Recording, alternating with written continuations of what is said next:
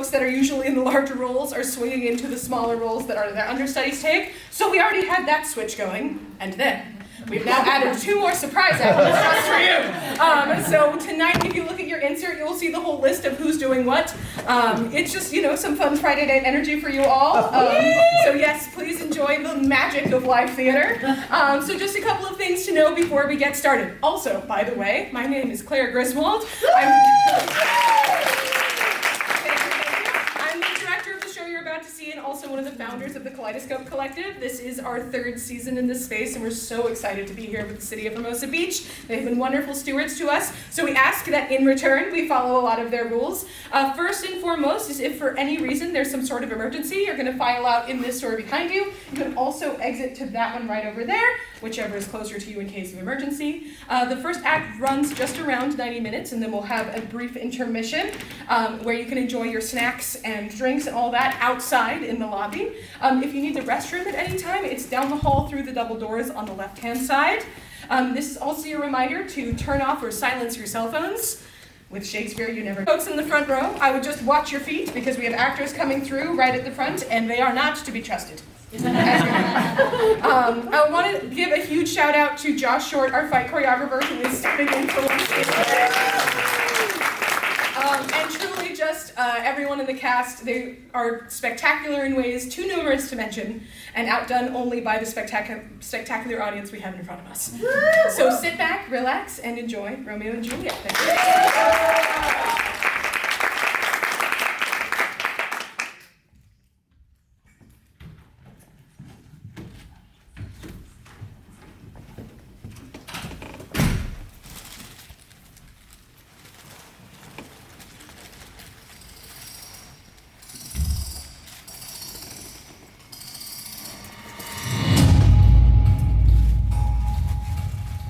Households, both alike in dignity.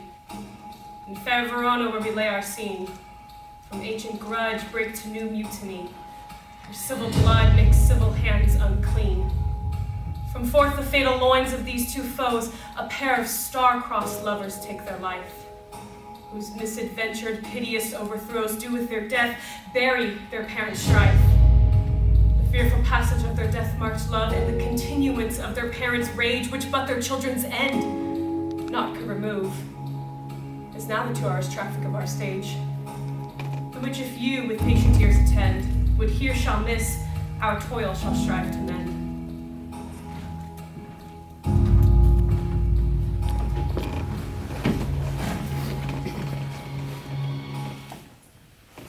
Gregory, upon my word, will not carry coals.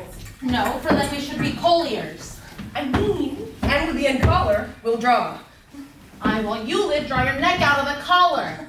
I strike quickly, being moved. But thou art not quickly moved to strike. The dog of the house of Montague moves me. To move is to stir, and to be valiant is to stand. Therefore, if thou art moved, thou runst away. A dog of the house of Montague will move me to stand. I'll take the wall of any man or maid of the Montagues. The quarrel is between our masters and us, their men. 'Tis all one. I'll show myself a tyrant. Draw thy tool. Here comes 2 of the house of Montague. My naked weapon is out. Quarrel, I will back thee. How? Turn thy back and run? Maybe not. No, Mary, I fear thee. Let the law be on our side. Let them begin. I will frown as I pass by and let them take it as they list. Nay, as they dare. I will bite my thumb at them as they pass, which is a disgrace to them if they bear it. Do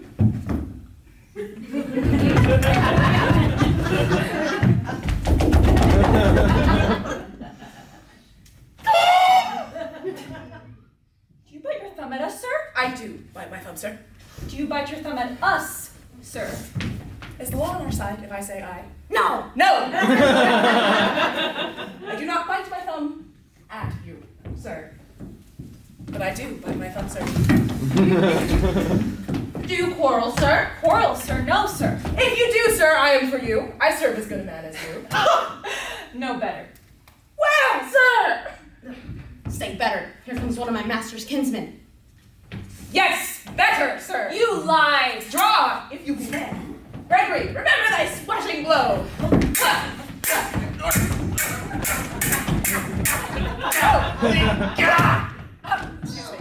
Right. Go, have at me. Art fools! You know not what you do! What? Art thou drawn among these heartless hinds? Turn thee, Benvolio!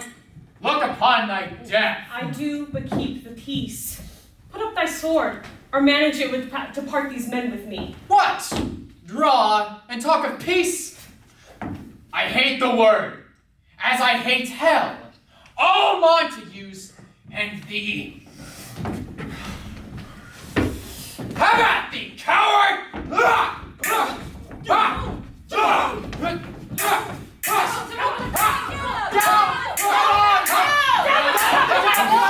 What noise is this? Give me my long sword, oh! A crutch. Why call you for a sword? Oh, fool. My sword, I say! Old Montague has come and flourishes his blade in spite of me. Thou villain Capulet, hold me not, let me go! Thou shalt not stir a foot to seek a foe.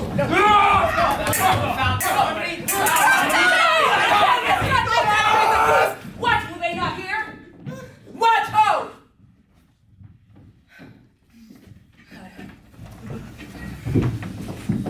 Thrice have thou disturbed the peace of our streets with those same blood-stained hands. Throw thy mistempered weapons to the ground.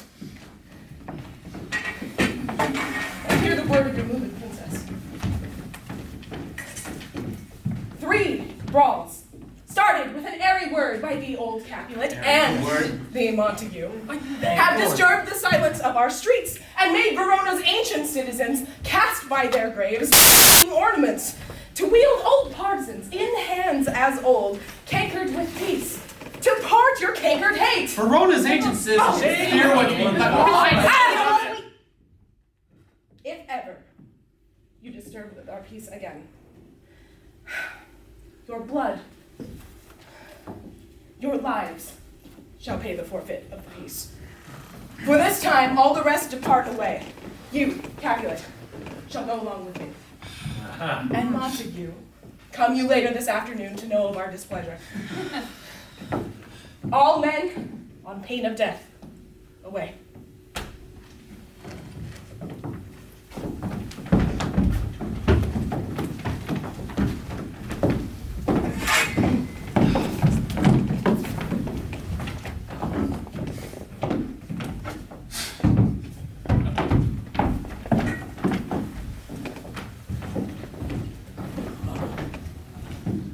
Who set this ancient quarrel new abroach? Speak, nephew, were you by when it began? Here were the servants of your adversary. In yours, close fighting ere I did approach.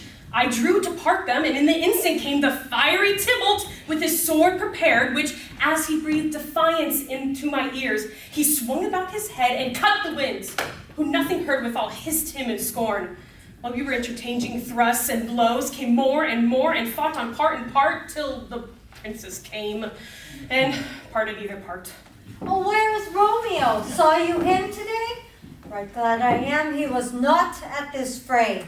Madam, an hour before the worship sun peered forth the golden window of the east, a troubled mind drave me to walk abroad, where underneath the grove of a sycamore the westward rooteth from the city side.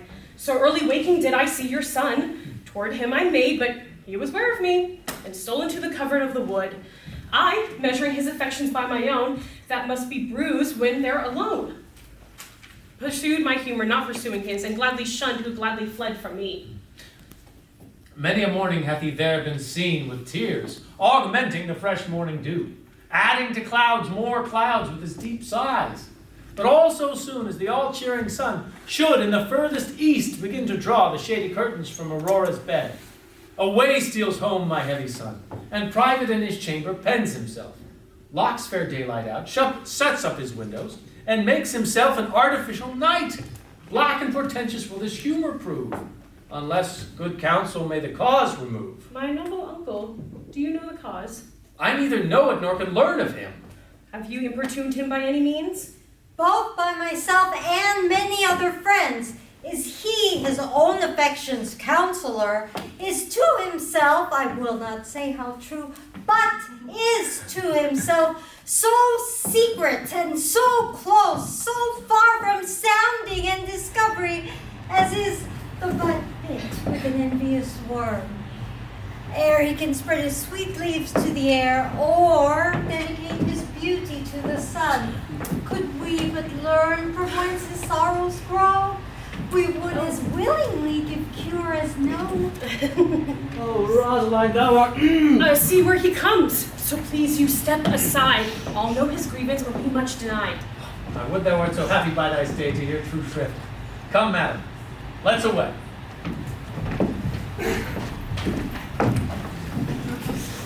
Good morrow, cousin.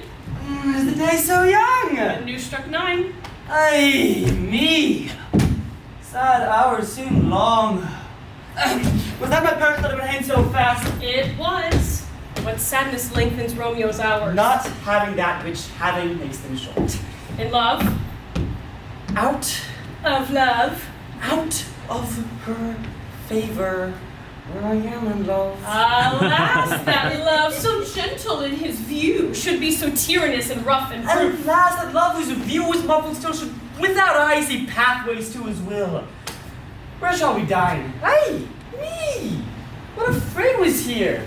You tell me not, for I've heard it all. Here is much to do with hate, but more with love. Why then, oh, brawling love, oh, loving hate, oh, anything of nothing, first create, oh, heavy lightness, serious vanity, misshapen chaos of ill-seeming forms, feather of lead, bright smoke, cold fire, sick hell, still waking sleep that is not what it is. This love, feel no love in this.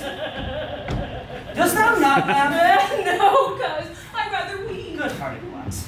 Aye, thy good heart's oppression. Why, such is love's transgression. Griefs of mine own lie heavy in my breast, which thou wilt propagate, have it pressed with more of thine. This love that thou hast shown doth add more grief to too much of mine own. Love is a smoke raised with the fume of sighs, being purged, a fire sparkling in lover's eyes, being vexed, a sea nourished by lover's tears. What is it else? A madness most to sweeter, choking gall, and a preserving sweet. Farewell, my cousin. Soft, I will go along.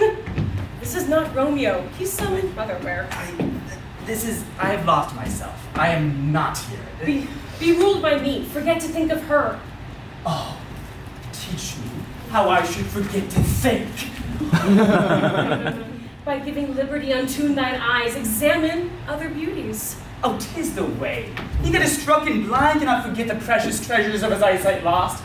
Show me a mistress that is passing fair. What doth her beauty serve but as a note where I may read who passed that passing fair? Well, thou canst not teach me to forget. I'll pay that doctrine. Your number. Or else die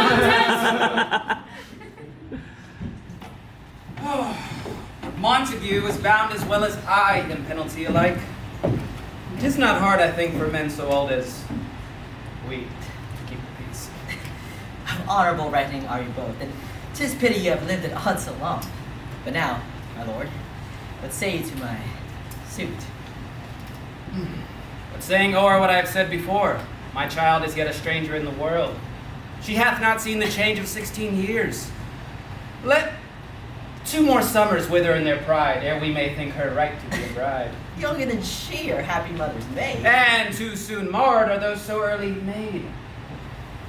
The earth hath swallowed all my hopes, but she is the hopeful lady of my earth. But woo her, gentle Paris, and get her heart. My will to her consent is but a part, and she agreed, within her scope of choice, lies my consent, fair according voice. This night I hold an old accustomed feast, whereto I have invited many a guest, such as I love. And you, among the store, one more, most welcome, makes my number more. Come, go with me. Go, Sirrah! Trudge about through fair Verona. Find those persons out whose names are written there, and to them say, my house and welcome, on their pleasure stay. You do not wound.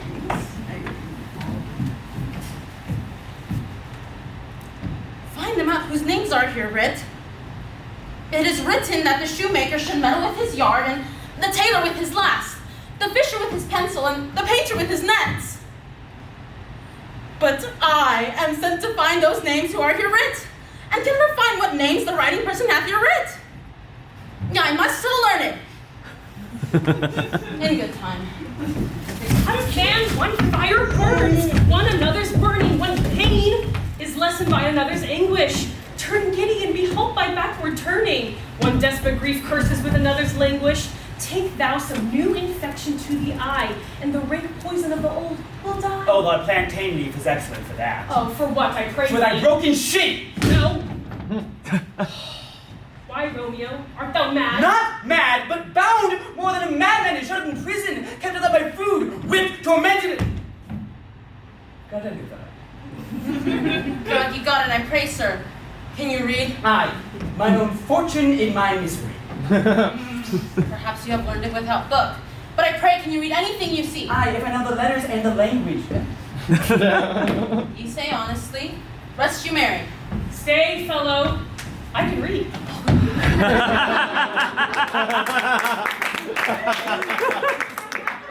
Mercutio, mine uncle Capulet, his wife and daughters, my fair niece Rosaline. What? Livia, Signor Valentino, and his cousin Tybalt, Lucio, and lively Helena. A fair assembly. Whither should they come? Up, Whither? to supper, to our house. Whose house? My master's. Indeed, I should have asked you that before. Well, now, I'll tell you without asking. My master is the great rich Capulet, and if ye be not of the house of Montague, I pray, come and crush a cup of wine. Rest you merry. At this same ancient feast of Capulet sups the fair Rosaline, whom thou so lovest. With all the admired beauties of Verona, go thither, and with unattained eye, compare her face with some that I shall show, and I will make thee think thy swan a crow. When the devout religion of mine I maintain such falsehood, then turn tears to fire, and these, who often drown can never die, be burned for liars, one fairer than my love. Oh, the all-seeing sun, there's our matches for the word begun. Tut, you saw her fair, none else being by, herself poised with herself in either eye. But in that crystal scales let there be weighed your lady's love against some other maid, that I will show you shining at this feast, and she shall scant show well that now shows best. I'll go along, no such sight be shown, but to rejoice in splendor of mine own.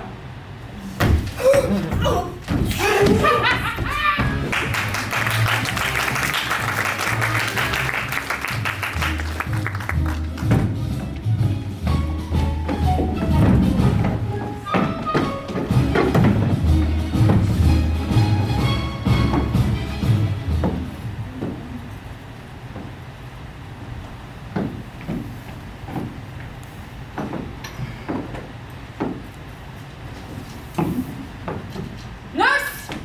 Where's my daughter? Call her 14. By my maidenhead, 12-year-old, I made her come. What, lady? What, lamb? God forbid, where is this girl? What, Juliet? Oh no, who calls? Your mother.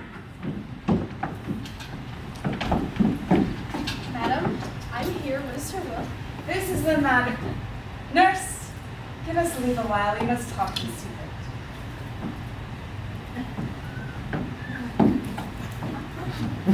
Nurse, come back again. I have remembered me. Thou hearest our counsel. Thou knowest my daughter's of a pretty age. Ah, faith, I can tell her age unto an hour. She's not 14. I'll lay 14 of my teeth, though to my teeth being spoke I have but 4. She's not 14. How long is it now till Lammas time? A fortnight and odd days. Odd or even, all days of the year. Come Lammas Eve at night, she shall be 16. Susan and she, God rest all Christian souls, were of an age. Well, Susan is with God. She was too good for me. But as I say, come Lammas Eve at night, she shall be 16. Mary, I remember it well. And since that time it is 11 years. For even then, she stood and could waddle. She ran all about. Even the day before, she fell and broke her brow. And then my husband, God rest his soul, he was a merry gentleman, took up the child. What, quoth he, dost thou fall upon thy face? Thou wilt fall backwards, and thou hast more wit, wilt thou not, Jewel? And by my holly down, the pretty thing left crying, and said, I. Oh, how a judge should fall out, I should live 1,000 years and never forget it. Wilt thou not, Jewel, quoth he. The pretty thing left crying and said, I. Say I. Peace, I have done. God mark you to his grace. Thou were the prettiest lady that ever I nursed. Should I live to see thee married once? Married! My wish. That married's the very thing I came to talk of. Tell me, daughter Juliet, how stands your disposition to be married? It is an honor that I dream not of. An honor! Were I not thine only nurse, I'd say thou hadst such wisdom at thy teeth. Well, think of marriage now. Here in Verona, younger than you, ladies of esteem are already made mothers. By my account, I was your mother much upon these years that you are now a maid. Thus in brief, the valiant Paris seeks you for his love. A man, lady! Lady, such a man. Why? He is a man of wax. Verona's summer hath not such a flower. Hey, he's a flower, and faith a very flower. What say you? Can you love this gentleman? Tonight, you shall behold him at our feast. Read o'er the volume of young Paris's face, and take delight writ there in beauty's pen. Examine every married lineament, and see how one other lends content, and what obscured in his fair volume lies, find written in the margin of his eyes. This precious book of love, this unbound lover, to beautify him only lacks the cover.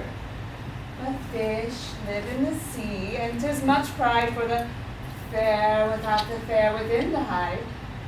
This book in many eyes doth possess the glory that in gold clasps locks in the golden story, and so shall you have all that he possessed by having him, making yourself no less.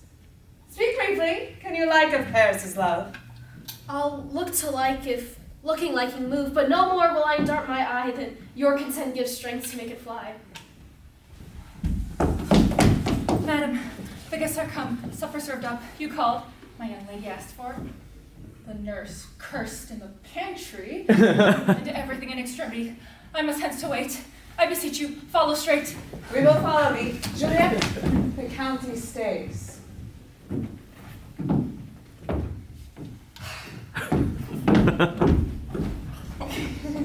Go, girl. Seek happy nights to end happy days.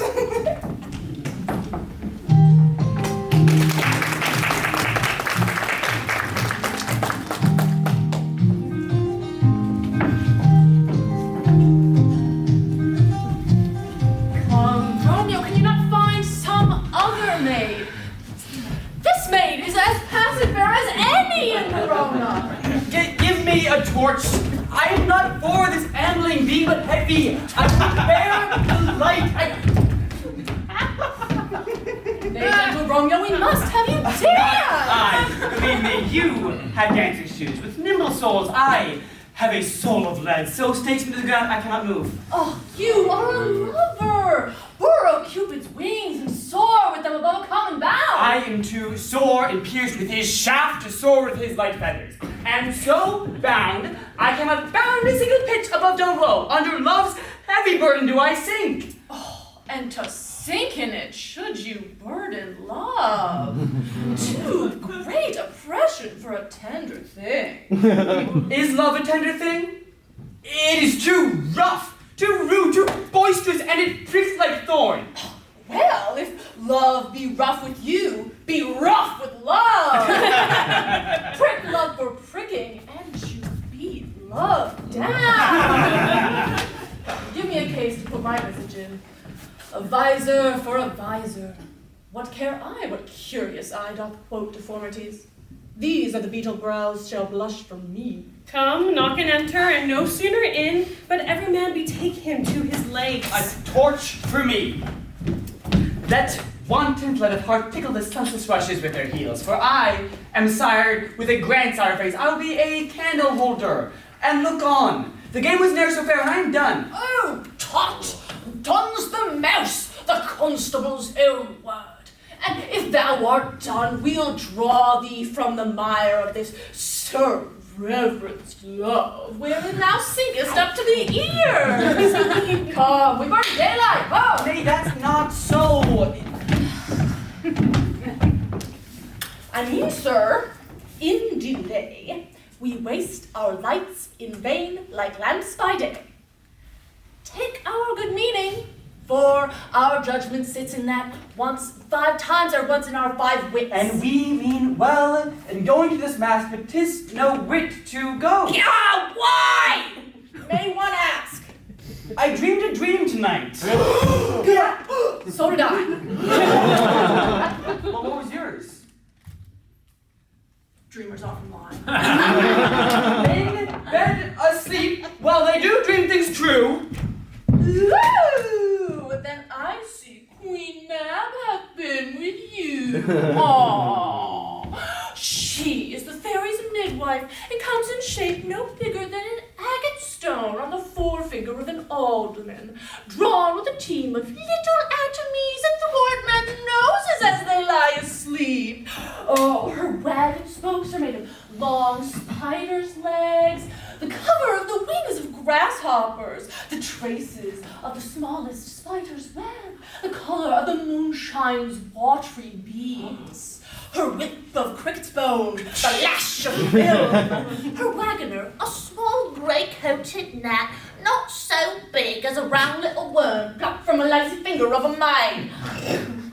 Her chariot is an empty hazelnut made by the joiner squirrel or old grub. Time I don't mind the fairies' coachmakers, and in this state she gallops night by night through lovers' brains, and then they dream of all love. Thank you.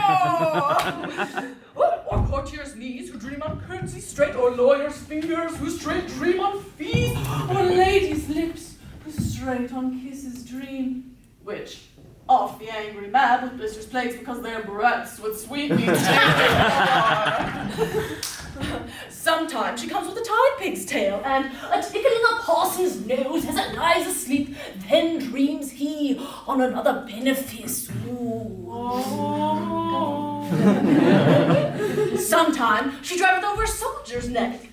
And then dreams he of cutting foreign throats, of breeches, ambuscados, Spanish blades, of hell's 5 fathom deep. And then anon, drums in his ear at which he starts and wakes, and being thus frighted, swears a prayer or two, and sleeps again. This is the very Mab that plats the manes of horses in the night, and bakes in the elf locks with foul, sluttish hairs, which, once untangled, much misfortune bodes. This is the hand that when maids lie on their backs, that presses them and learns them first to bear, making them women of good carriage. And this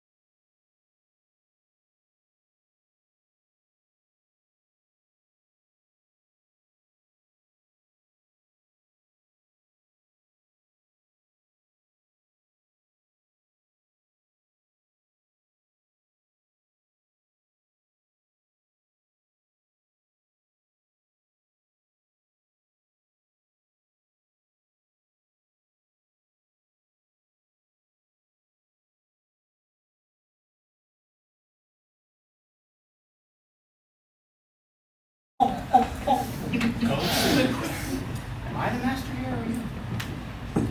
Go to. Will not endure him? God shall lend my soul. You'll make a mutiny among my guests. You will set cock-a-hoop. You'll be the man. My uncle, 'tis a shame.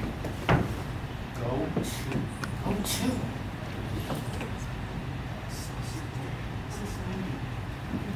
This trick may chance to escape you. I know what. You must contrary me. Marry, 'tis time. Well said, my heart. Prank-cocks, go, be quiet. More lights! More lights! More shade. I'll make you quiet. What cheerly, my hearts? Patience, perforce, with willful collar meeting, makes my flesh tremble in their different greeting. I will withdraw, but this intrusion shall, now seeming sweet, convert to bitter gall.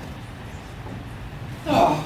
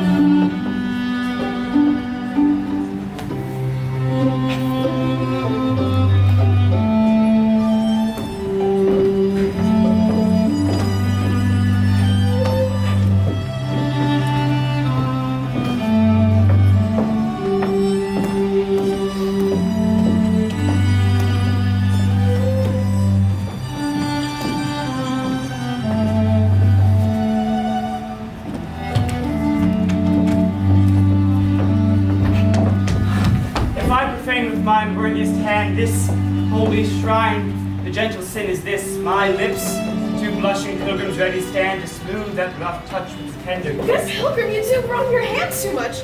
Which mannerly devotion shows in this? For saints have hands that pilgrims' hands do touch, and palm to palm is holy palmer's kiss. Have not the saints lips and holy palmers do? I have pilgrim lips that they do use in prayer. Oh, then that lips do what hands do. They pray. Grant thou, lest faith turn to despair. Saints do not move them, grant for prayer's sake. They move not my prayers, in fact I take. Thus, from my lips by yours my sin is purged. Then have my lips the sin which they have took? Sin from my lips? Oh, trespass me the urge, give my sin again. You kiss my mother. Madam, your mother craves a word! What is her mother? Mary, gentlemen, she is the lady of this house. And a kind, and a good, and I warrant you virtuous. I nursed her daughter that you talked with all. He that shall have her shall have the chinks. Is she a Capulet? Dear Count, my life is my foe's debt. Hey, gentlemen, prepare not to be gone. We have a trifling, foolish banquet towards. Is it even so? Why then, I thank you all. I thank you, honest gentlemen. Good night. Come on then, let's to bed. Sirrah! By my faith, wax is late. Out to my rest. Come here, Rose. Who is yon gentleman? I know not. Ask his name if he can hear it. My name is Feline what he says.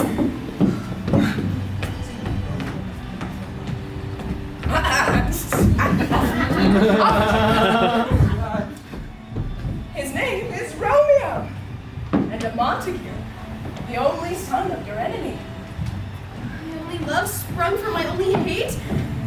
Too early, unknown, and known too late. Prodigious birth of love to me, that I should love a loved enemy. Come, all the strangers are gone away. I know.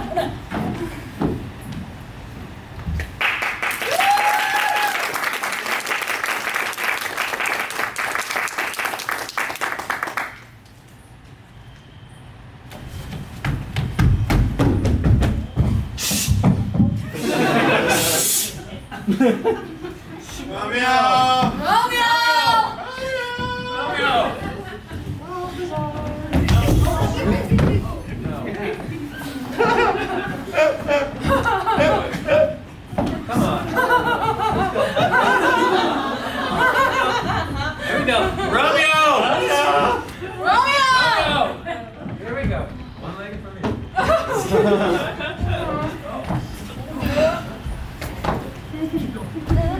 Romeo! My cousin! Romeo! Romeo! Oh God.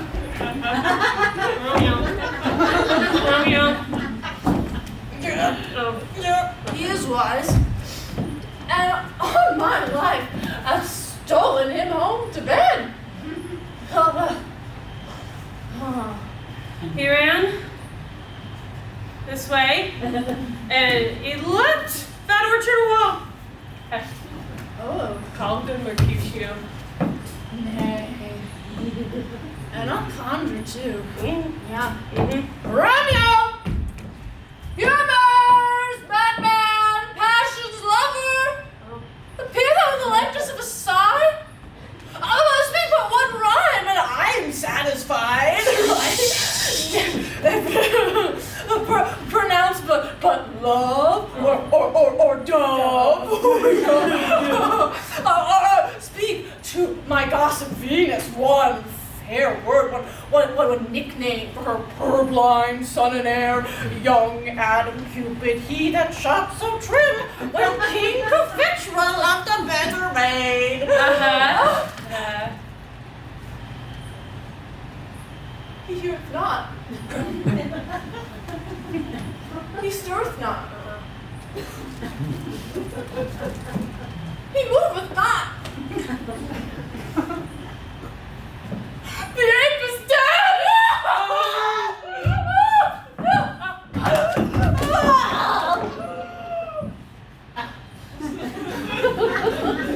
And I must conjure him. I conjure thee by Rosaline's bright eyes, by her high forehead and her scarlet lip, by her fine foot, straight legged and quivering thigh, and the domains of their adjacent lie. Let thou appear in thy likeness to us. And if he hear thee, thou will anger him. This will not anger him. I mean, it would anger him to raise a spirit in his mistress' circle of some strange nature, letting it there stand till she hath laid it and conjured it down. and that were some spite. My invocation is fair and honest, and I, in his mistress' name, conjure only but to raise up him. Good. Okay. He hath hid himself among these trees to be consorted with the humorous night. Blind is his love, and best befits the dark. If love be blind, love cannot hit the mark. Now will he go sit under a medlar tree and wish his mistress were that kind of fruit that maids call medlars when they laugh alone. Oh, Romeo, that she were, an open et caetera, and thou a pauperin pair. Romeo, good night. Oh, to my truckle bed. This field bed is too cold for me to sleep.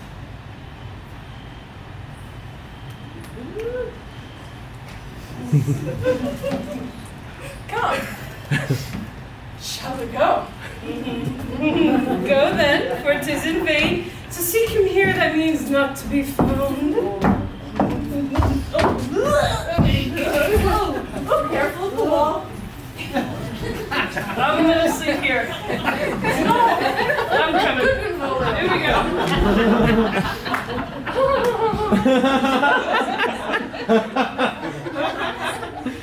They jest at scars that never felt a wound. Such! I did not know the breaks. It is the east, and Juliet is the sun. Arise, fair sun, and kill the envious moon, who is already sick and pale with grief that thou, her maid, art far more fair than she. Oh, be not her maid, for she is envious. Her vestal livery is but sick and green, and none but fools do wear it. Cast it off. Oh, it is my lady. Ah, it is my love. Oh, but you knew she were. She speaks and says nothing. What of that? Her eye discourses, I will answer it. Why am too bold? 'Tis not to me she speaks. Two of the brightest stars in all of heaven, having some business to entreat her eyes to twinkle in their spheres to their return. What if her eyes were there, they in her head? The brightness of her cheek would shame those stars as daylight doth the lamp. Her eyes in heaven would through the airy region stream so bright that birds would sing and think it were not night. See how she leans her cheek upon her hand? Oh, that I were a glove upon that hand, that I may touch that cheek. She's fixed! Oh, speak again, bright angel, for thou art as glorious to this night being o'er my head as is a winged messenger under the white, wondering, upturned eyes of mortals that fall upon their backs to gaze on him as he bestrides the lazy pacing clouds and sails upon the bosom of the air. Romeo. Romeo, wherefore art thou, Romeo? Deny thy father, refuse thy name, or if thou wilt not be besworn, my love, and I'll no longer be a Capulet. Shall I hear more? Shall I speak of this? Tis but thy name that is my enemy. Thou art thyself. Thou art Montague. What? Montague? It is nor hand, nor foot, nor arm, nor face, nor any other part belonging to a man. Oh, what is in a name by which we call a rose by any other name would smell just as sweet? So Romeo would, were not Romeo called, retain that dear perfection which he owes without that title.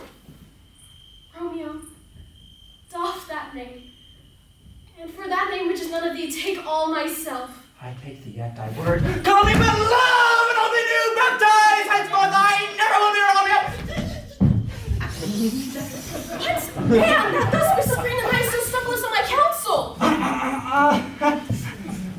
By a name. I know not how to tell thee who I am. My name, dear sake, is hateful to myself, as it is an enemy to thee. Had I been, I would tear the word. My ears have not yet drunk 100 words of that tongue's utterance, yet I know the sound. Art thou not Romeo and a Montague? Neither, fair saint. If either thee dislike. How camest thou hither? Tell me, and wherefore?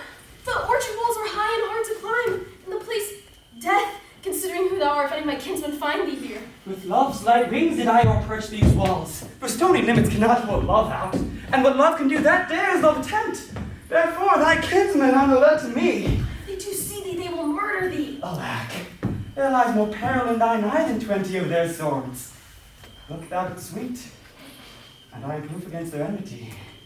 Enough for the world if they saw thee. I have night's cloak to hide me from their sight, and but thou love me, let them find me here. My life were better ended by their hate than death for a wrong wanting of thy love. By whose direction foundest thou this place? Thy love, who first did bid me to inquire. He lent me counsel, and I lent him eyes. I am no pilot, yet wert thou as far as that vast shore washed with the furthest sea, I would venture for such merchandise. Thou knows the mask of night is on my face, else would a maiden blush bepaint my cheek. For thou hast heard me speak tonight. Fain would I dwell in form, fain deny what I have spoke. But farewell compliment? Dost thou love me? I know thou wilt say aye, and I will take thy word for it, but if thou swearest thou mayest prove false at lover's perjuries and say, Jove laughs. Romeo, if thou dost let me pronounce it faithfully, or if thou thinkst I'm too quickly won, I'll frown and be proposed to or else will move. In truth, fair Montague, I am too fond, and thou mayest think my behavior light, but trust me, gentlemen, I'll prove more true than those that have cunning to be strange. I should have been more strange, I must confess. For thou hast overheard me speak tonight, ere I was where my true love's passion. Therefore pardon me, and not impute to this light love which the dark night hath so discovered. Lady, by yonder blessed moon I swear the tips Oh, of do not silk. swear by the moon, the inconstant moon that monthly changes your circled orb, else thy love prove likewise variable.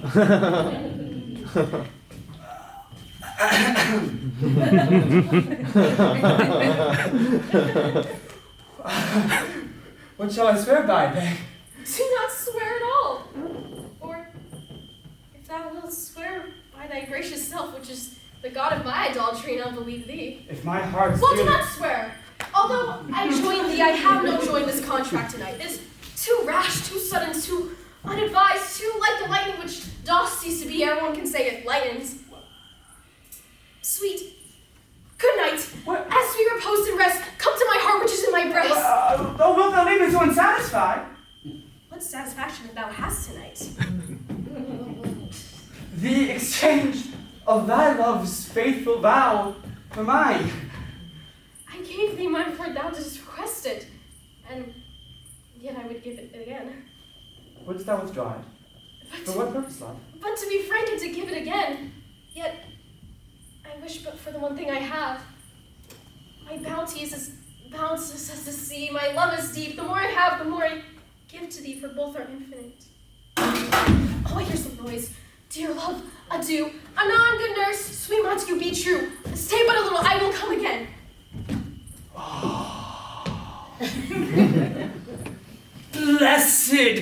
Blessed night, come! I have feared being in night, all this is but a dream.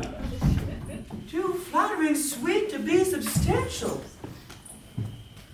3 words, dear Romeo, and then good night indeed. If thy bent of love be honorable, thy purpose of marriage, send me word tomorrow for one I'll procure to come to thee. Where and what time thou wilt form the right, and I will lay all my fortunes at thy foot and follow my lord throughout the world. Madam! I come anon. Thou meanest not well, I do beseech thee. Madam! By and by I come! To cease offense, you truly meet my grief. Tomorrow I will send. So proud of- 1,000 times good night! 1,000 times the worse to want thy light. Love goes towards love as schoolboys from their books. A love from love, towards school with heavy looks.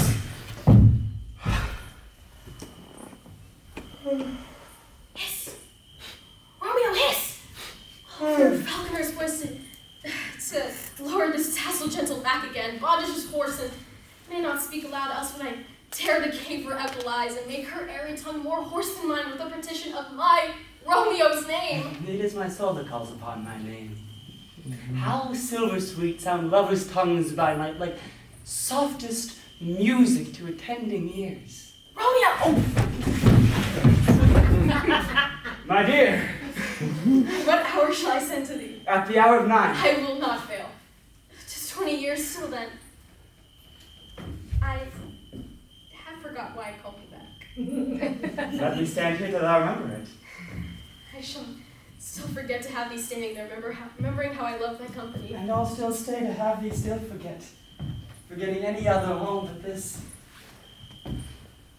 'Tis almost morning.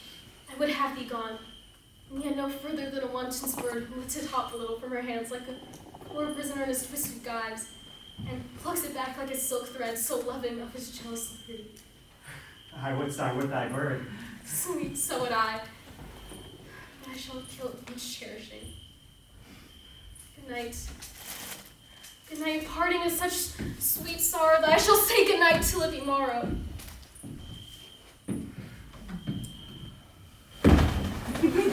Yes!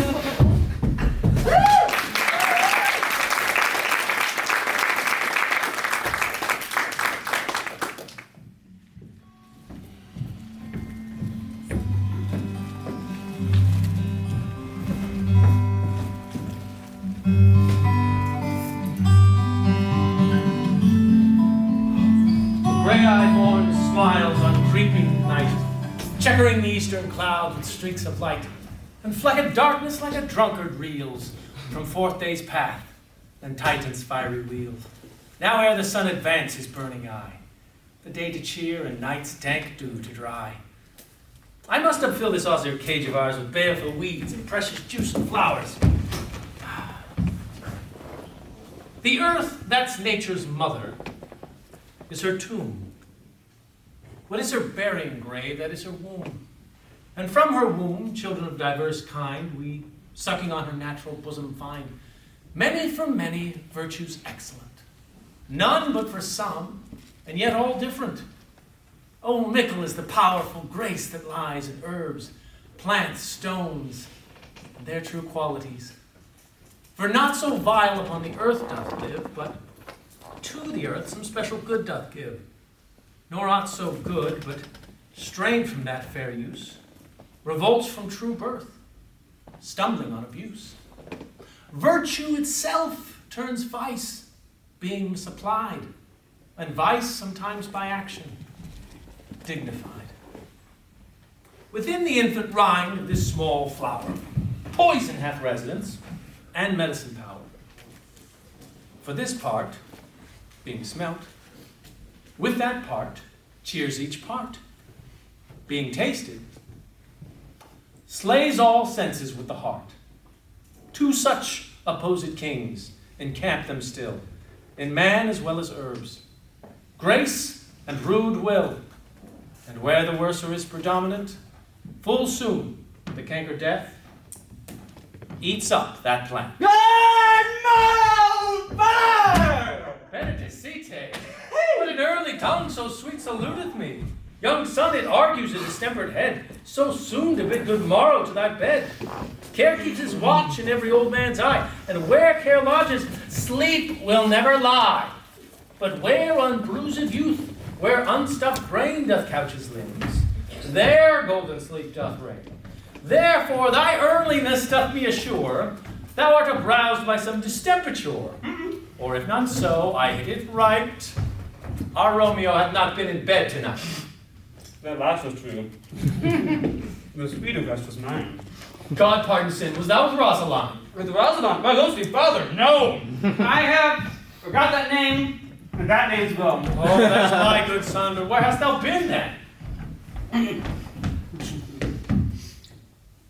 I will tell thee, and thou ask me again.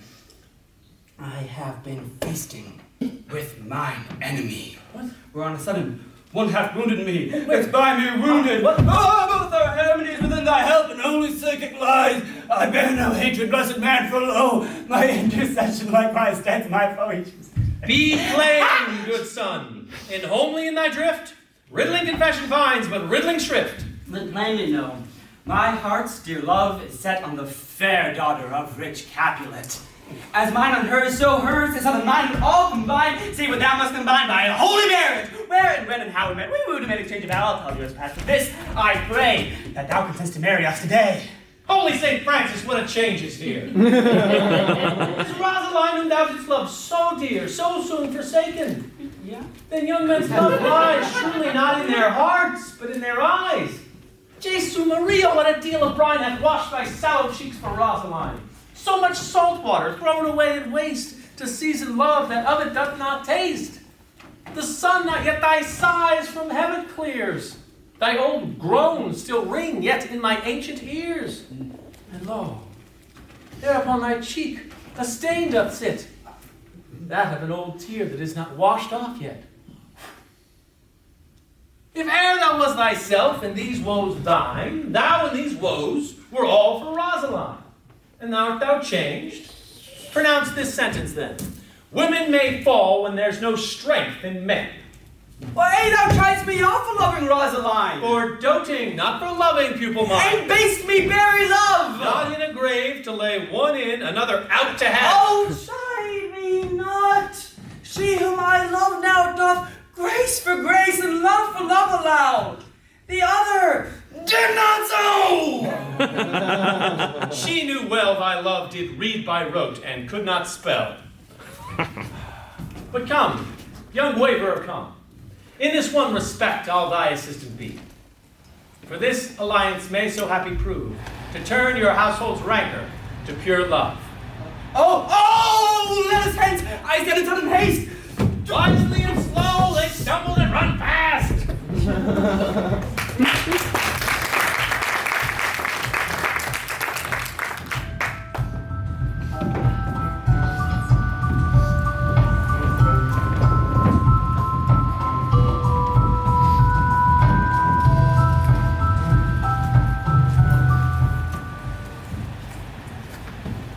Where the devil should this Romeo be? Came he not home tonight? Not to his father's. I spoke with his man. That same pale, hard-hearted wench, that Rosaline, torments him so, he will sure run mad. Tybalt, the kinsman of old Capulet, has sent a letter to his father's house. Challenge on my life. Romeo will answer it. Any man that can write may answer a letter. And he will answer the letter's master, how he dared, being dared. Alas! Poor Romeo! He is already dead! Oh, stabbed with a white wench's black eye, shot through the ear with a love song, the very pin of his heart cleft with a blind boy's buckshaft. And is he a man to encounter Tybalt? Why? What is Tybalt? Oh, more than the Prince of Cats, I can tell you. Yes, he is the very captain of compliments. He fights like using prick song, keeping time, distance, proportion. Rests me his minimum rest. 1, 2, and the third in your bosom. The very butcher of a silk button. Oh, a duelist, still a gentleman of the very first post, of the first and second clause. Ah, the immortal passado, the punto reverso, the high. The what?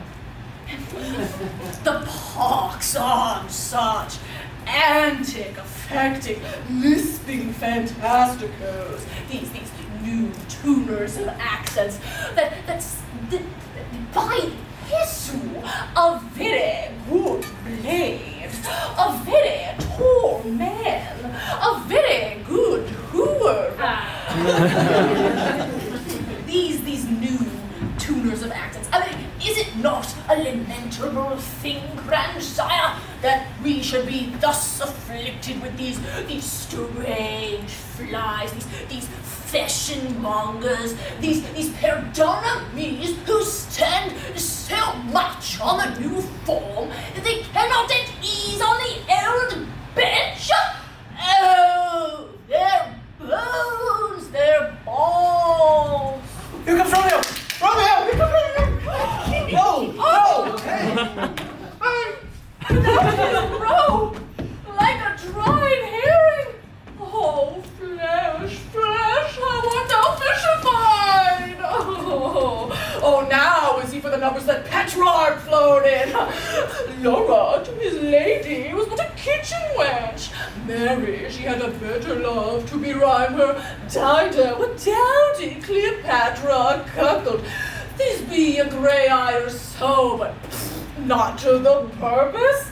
Ah, Signor Romeo, bonjour.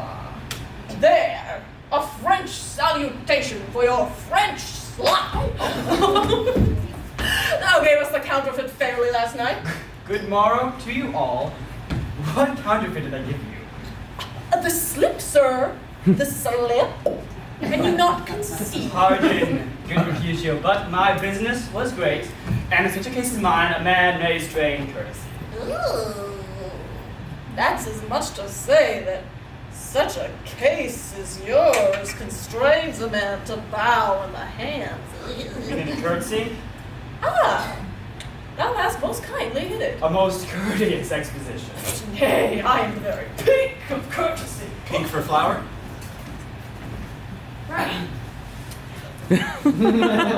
Why then is my pump, well, flowered? Well said. Follow me this jest till thou hast worn out thy pump, that when the single soul of it is worn, the jest may remain after the wearing soul singular. Ooh, single soul jest, solely singular for singleness. Pump between us, a good Benfolio for thy wits and spirits. Richard Spurs, all cry a match. Oh, if thy wits are for the wild goose chase, I'll have done, for thou hast more of the wild goose in one of thy wits, I am sure, than I have in my whole 5. Was I with you there for the goose? Thou was never with me for anything when thou was not there for the goose. Oh, Is this not better than groaning for love? Now art thou sociable. Now art thou Romeo. Now art thou what thou art by art as well as by nature. This driveling love is like a great natural that runs lolling up and down to hide a bauble in a hole. You need to stop there. Stop there. Thou desirest me to stop in my tail against the hair? Thou wouldst else have made thy tail large. And thou art deceived, for I would have made it short. I had come to the whole depth of my tail already, and meant to occupy the argument no longer. Is goodly here? Go, a sail, a sail! A sail! God ye good morning, gentlemen. Oh, God ye good day! A fair gentlewoman! Is it good day? Ah, 'tis no less. For the body hand of the dial is now upon the brink of ruin. What kind of man are you? One gentlewoman that God had made for himself tomorrow. Oh, it's well said. For himself tomorrow. Gentlemen, may you tell me where I might find the young Romeo? I can tell you, but young Romeo will be older when you have found him than he was when you saw him. I am the youngest of that name, for fault of a worse. Ah, you speak well, sir. If you are he, I desire some counsel with you. She will invite him to some supper. Not a hair, sir. A hair, sir, be a late pie, for a hair that course much for scoring a horse at his bed, an old bear horn, an old bear horse, a good head. That horse there at his bed. Oh, Romeo, will you to your father's for dinner? I will follow you. Farewell, ancient lady. Farewell, lady. Lady. Lady.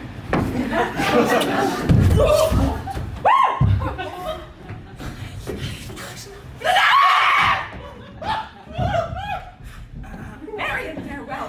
Who is this gentleman on his ropery? One gentleman that loves to hear himself talk, and will speak more in a minute than he will stand to in a month. And he speak a thing against me, and I'll take him down and 20 such jacks, and I were less dear than his. And if I were not, I could find one that can. And now, must stand there to watch every man use me at his pleasure? Scurvy knave, I am none of his skin flints, none of his skein mates. God, I am so vexed that every part about me quivers. Scurvy knave. I pray you, sir, a word.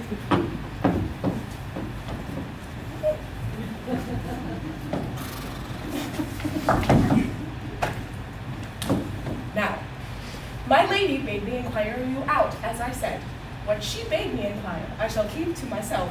But first, sir, if you should lead her to a fool's paradise, as they say, 'twere a very gross kind of behavior, as they say, for the gentlewoman is young, and if you deal double with her, 'twere a very weak I deal. say to thy lady and mistress nurse, I protest unto thee. I will tell her as much. Lord, she shall be a joyful lady. What wilt thou tell her, nurse? Thou dost not mark me. I will tell her, sir, that you do protest, which I take it is a gentlemanlike offer. Bid her devise some means to be shift this afternoon, where she shall, at Friar Lawrence's cell, be shrived and married. Here's what I pay. Oh, no, not a penny, Don't sir. you, I say you shall. All right. This afternoon, you say? She will be there. And say, good nurse, behind the abbey wall, within this hour, my man will be with thee, and bring thee cords made like a tackled stair, which to the high top gallant of my joy must be my convoy in the secret night. Farewell. Be trusty, and I'll quit thy pains. Farewell. Commend me to thy lady. I have got some times. Pray, sir. What sayst thou, nurse? Is your man true? Have you never heard say, two shall keep counsel, putting one away? I warrant thee, nurse, my man is true as steel. And my lady is as gentle as all the world. There is a nobleman about town, one Paris, who would as fain as lay a knife abroad, but she, gentle soul, would as soon see a toad, a very toad as Paris. I anger her sometimes and tell her that Paris is the proper gentleman. But when I say so, she looks as pale as any clout in the versal world. Commend me to thy mistress. I 1,000 billion times. Peter, enough.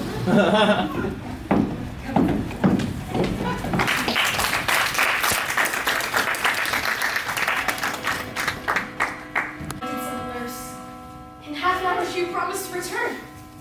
Chance she cannot meet him. But that's not so. Oh, she is lame! Love's herald should be like thoughts which 10 times faster glide in the sunbeams, driving back shadows over lowering hills.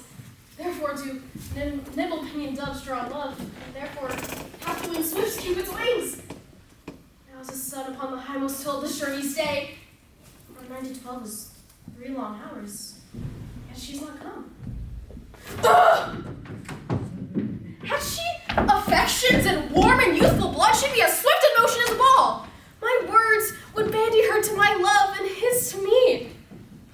But old folk, many faint as if they were dead, unwieldy, slow, pale, and heavy as lead. Oh gosh, God, God! Oh, honey nurse, what news? Has thou met with him? Send that man away! Sweet nurse, oh, why lookest thou sad?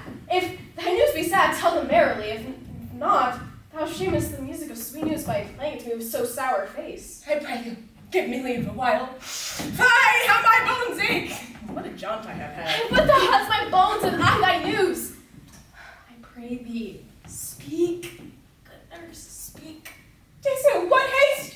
Can you not see that I am out of breath? How art thou out of breath when thou hast breath to say to me that thou art out of breath?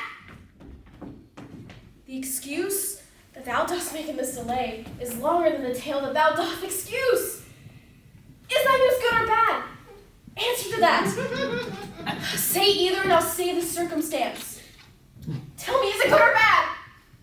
Well, this is for certain. You know not how to pick a man. No, not Romeo. Not he. Though his face is beyond compare. Though his leg excels all, and a hand and a foot, or a body, though they not be topped on, do exceed all compare. He is not the flower of courtesy, but I warrant as gentle as a lamb. Ah, go thy ways, wench. Serve God. What, does that giant get home? No. No, but all this did I know before. What says he of our marriage? What says my love? Oh, my head! Oh, what a head I have! And 3 arms as though it would fall into 20 pieces! And my back on the other side. Curse you for sending me up and down to catch my death. Faith, I am sorry that thou art not well. I pray thee. Speak. Speak, good nurse. What says my love? Your love says, like a kind and a gentle, and I warrant a handsome and a virtuous, where is thy mother? Where is my mother? Why, she is within where she should be. How oddly thou repliest, your love says like an honest gentleman. Where is your mother? Why is thy blood so hot? I travel. From now on, do your errands yourself. You're such a coil, come. leave to go to shrift today? I have. Then hie you hence to the friar's cell, where waits a husband to make you a bride. Oh, there comes the wanton blood up in your cheeks. Ah, you'll blush straight at any rate. I have borne the burden of thy duties, and that thou shalt bear the burden soon at night. Hie you to the cell, all to dinner. I died for fortune, honest nurse. Farewell.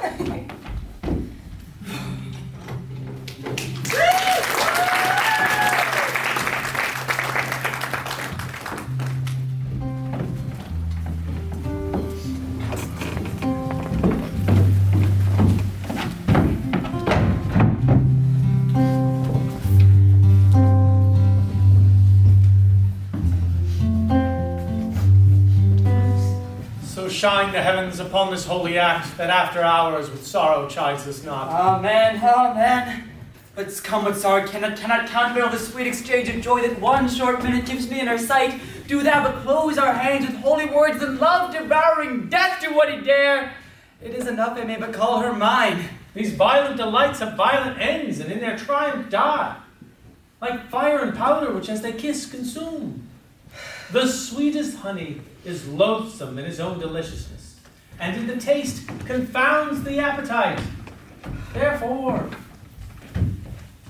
love moderately. Long love doth so. Too swift arrives, as tardy as too slow. Here comes the lady, oh so light of foot, will ne'er wear out the everlasting flint. The lover may strive at gossamer, that idles in the wanton summer air, so light is vanity. Good even to my ghostly confessor. Daughter, Romeo shall thank thee for us both. And also says thanks too much.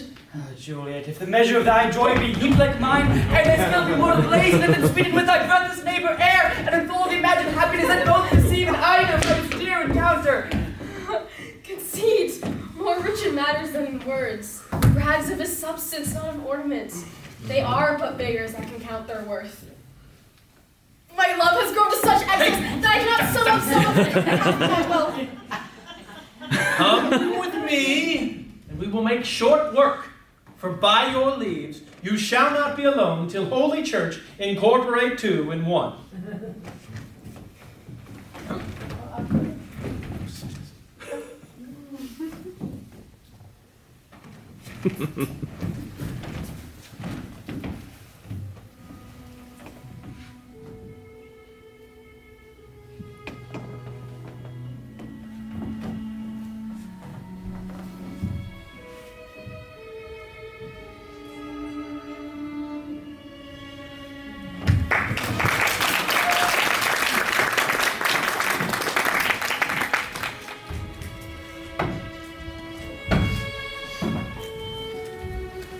Pray thee, good Mercutio, let's retire. The day is hot, the Capulets abroad, and if we meet, we shall not escape a brawl.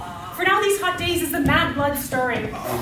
thou art as hot a jack in thy mood as any in Italy. For thou art like one of those fellows that when he enters the confines of a tavern, claps me his sword upon the table and says, God send me no need of thee, and upon the operation of the second cup, draws it on the drawer, when indeed there is no need. Am I like such a fellow? Again, thou art as hot a jack as any in Italy, for as soon moved be moody, and as soon moody to be moved. And what two? Nay, and there were two such fellows, for we should shortly have none, for one would kill the other.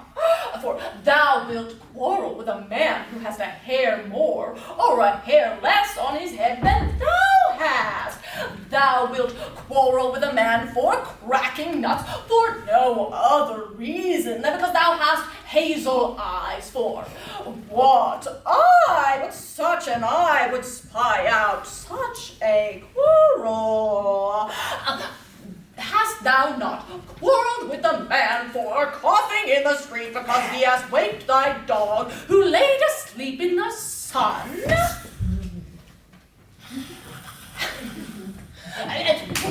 Hast thou not broken with a tailor for wearing his new doublet before Easter, with another for tying his new shoes with with an old riband? Oh, and thou wilt tutor me from quarreling. Am I worse so apt to quarrel as thou art? Any man should buy the fee simple to my life for an hour and a quarter. The fee simple, oh, simple.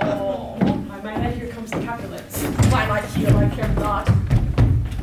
Follow me close, or I will speak to them. Gentlemen, good den, a word with one of you. But one word with one of us. Couple it with something. Make it a word and a blow. You shall find me apt enough to that, sir, and you will give me occasion. Can you not take some occasion without giving? Mercutio! Thou consorts with Romeo. A consort? What? Dost thou make us minstrels? And thou make minstrels of us. Look to hear nothing but discords. Oh, here's my fiddlestick. Here's that will make you dance. Oh, zoons, consort. We talk here in the public haunt of men. Either withdraw unto some private place, or reason coldly of your grievances, or else depart. Here, all eyes gaze on us. Men's eyes were made to look. Let them gaze. I'll not budge for no man's pleasure, I. Well, peace be with you, sir. Here comes my man. Oh, but I'll be hanged before he wear your livery. Marry, go before to field. He'll be your follower, and in that sense, your worship may call him man. Romeo! The hate I bear thee can afford no better term than this. Thou art a villain!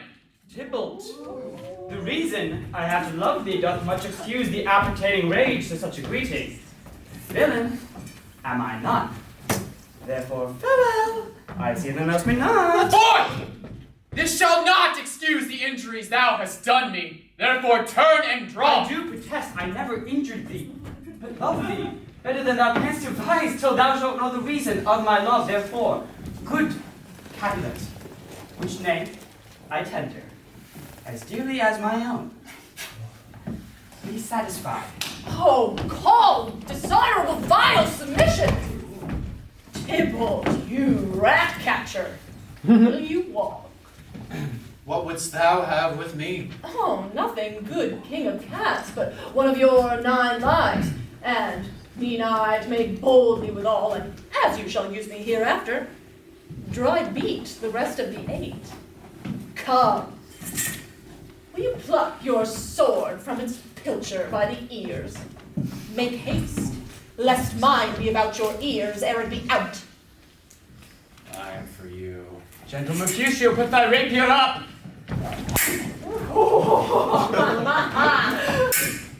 Come, sir! Your passado.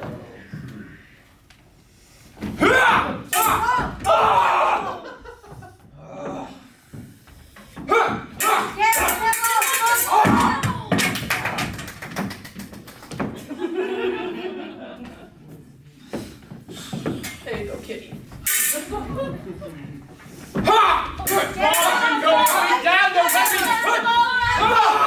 Gentlemen, for shame, forbear this outrage! Come on, Tybalt. Come on, get up! Tybalt, Mercutio! The princess! Expect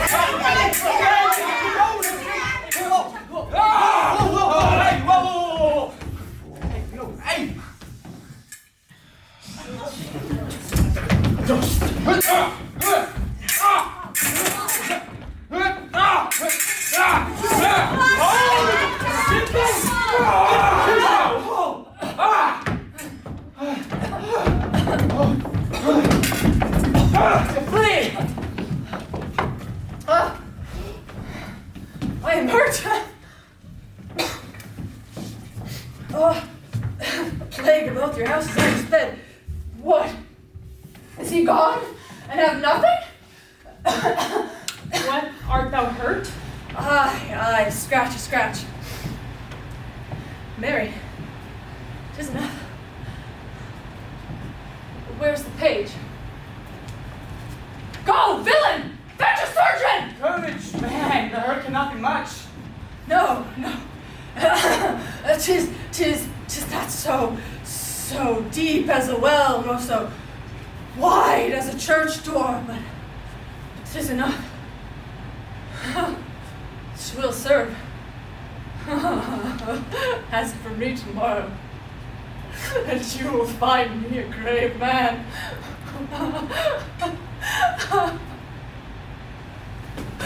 I am peppered, I warrant, for this world. Zoot! A dog, a rat, a mouse, a cat to scratch a man to death! A braggart, a rogue, a villain that fights by the book of arithmetic! Hey, whoa. Whoa! I came in between us. I was hurt under your arm. I thought it was for the best. Romeo. Help me in some house, or I should faint. Like both your houses. They've made worms with me. I have it. And soundly too. Your house.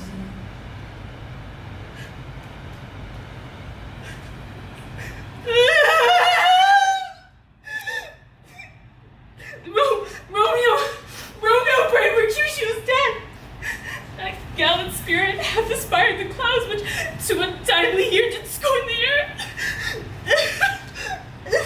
Days, black fate and more days to repent. This month begins the woe others must end. Here comes the furious Tybalt back again! Alive and triumphing, Mercutio slain!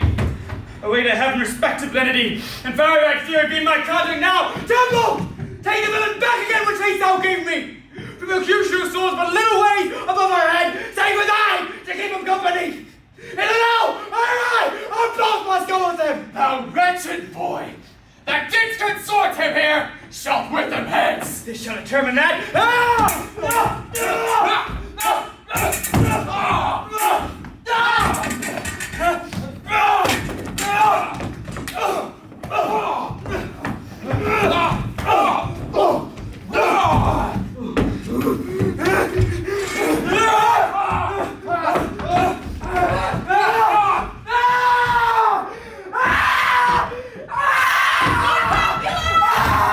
Romeo, away be gone! The citizens are up and Tybalt slain! Stand not amazed! The prince will doom thee death if thou art taken! Hence be gone away! I am poor prince Philip. Why dost thou stay?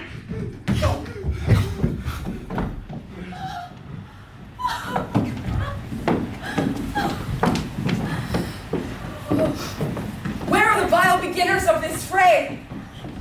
Noble princess, I can discover all the unlucky manners of this fatal brawl. Here lies the man, slain by young Romeo, that slew thy kinsman, brave Mercutio. Oh, my cousin! Oh, my brother's child! Oh, princess, cousin, husband! Oh, the blood is spilled! Oh, my dear kinsman! Princess! Thou art true for blood of ours, spew blood of Montague! Romeo! Who were the vile beginners of this fray? Tybalt, you're slain. Whose Romeo's hand did slay. No. Romeo, that spoke him fair, bade him the thing. How nice the quarrel was, urged with all your high displeasure. With gentle breath, calm look, knees humbly bowed, could not take truce with the unruly spree of Tybalt, death to peace. But that he tilts with piercing seal at bold Mercutio's breast, who all is hot turns steadily point to point, and with a martial scorn with one hand beats cold death aside, and with the other sends it back to Tybalt, whose dexterity restores it. Romeo, he cries aloud, hold!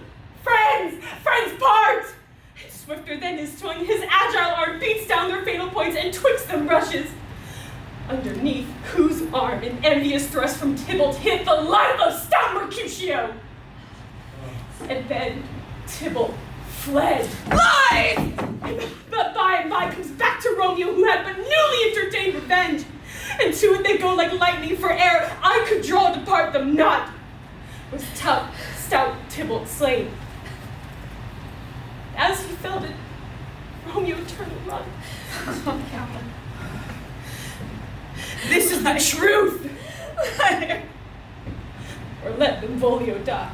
He is a kinsman to the Montague. He speaks not true. Some 20 of them fought in this black strife, and all those 20 could kill in one life. I beg for justice. Which princess must give? Romeo slew Tybalt. Romeo must not live. Romeo slew him. He slew Mercutio. Now the price of his blood doth owe. Not Romeo, dear princess, he was Mercutio's friend. His fault concludes, but what the law should end. The life of Tybalt. Oh, thou hast no more brains than I have in mine elbow. Enough! And for that offense immediately do we exile him hence. No. It's not done. I have an interest in your hate's proceedings. My blood for your rude brawls doth lie a-bleeding. Allah mercy with so strong a fine that you shall all repent the loss of mine. I will be deaf to pleading and excuses. No tears, no prayers shall purchase out abuses. Therefore, let us none. Let Romeo hence out in haste. Else, when he's found, that hour is his last. Bear hence the bodies and attend our bill. Mercy but murders, pardoning those that kill. Away.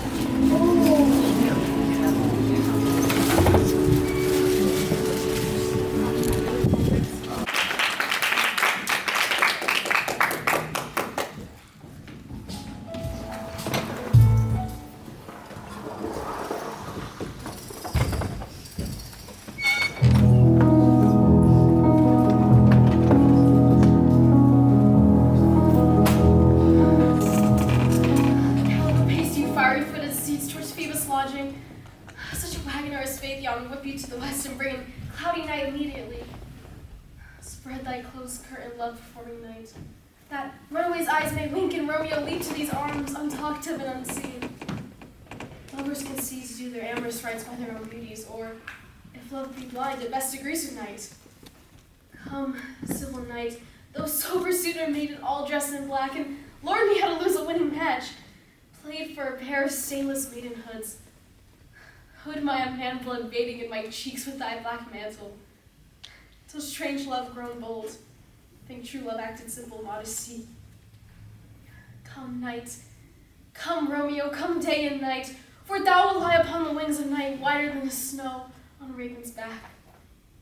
Come, gentle night, come, loving, black-browed night, give me my Romeo, and when he shall die, take him and cut him into little stars, for he will make the face of heaven so fine that all the world will be in love with night, pay no worship to the garish sun. I have bought the mansion of love, and yet not possessed it. I am sold, yet not enjoyed. Oh, so tedious is this day, as is a night before some festival to an impatient child that hath me robes but cannot wear them. Juliet! Oh, here comes my nurse, and she brings news, and every tongue that speaks of Romeo's name speaks heavenly eloquence. Oh, my nurse, what do I just over my hands. Alack, the day we are undone, ladies.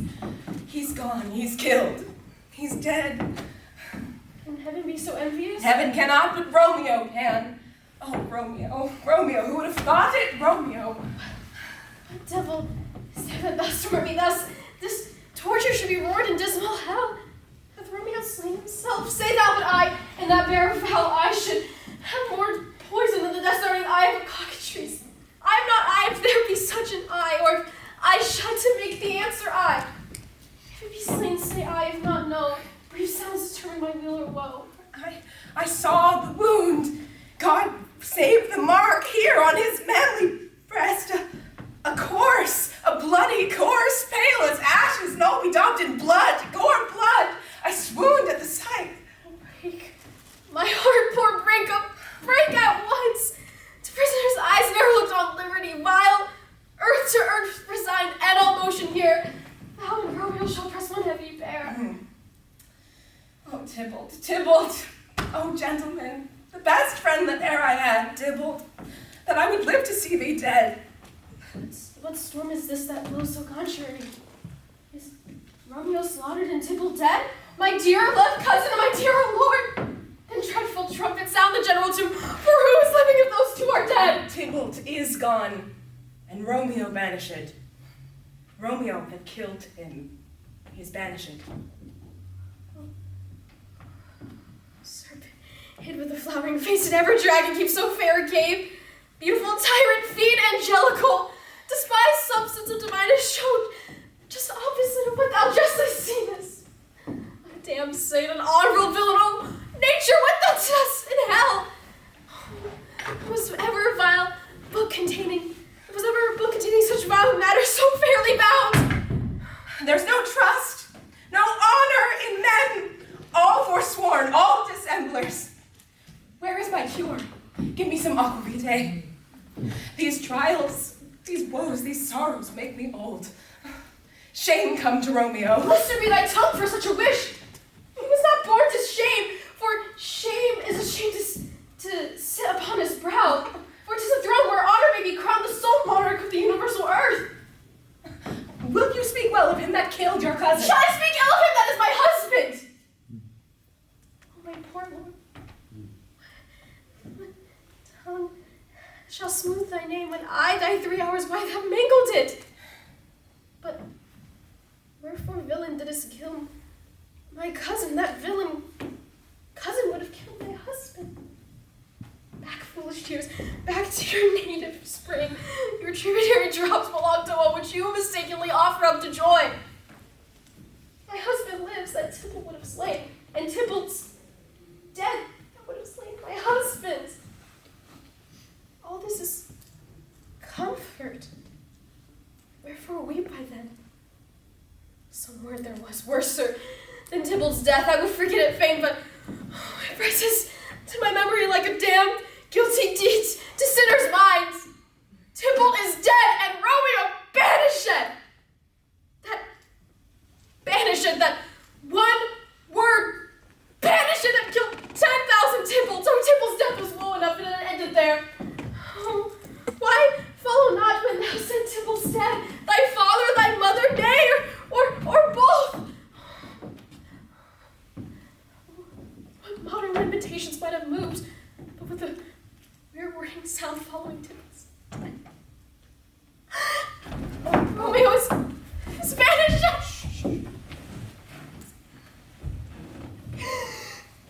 Where is his father, mother, Tybalt, Romeo, Juliet, all slain, all dead? Romeo is banished. There's no end, no limit. Measure bound in that heart's name.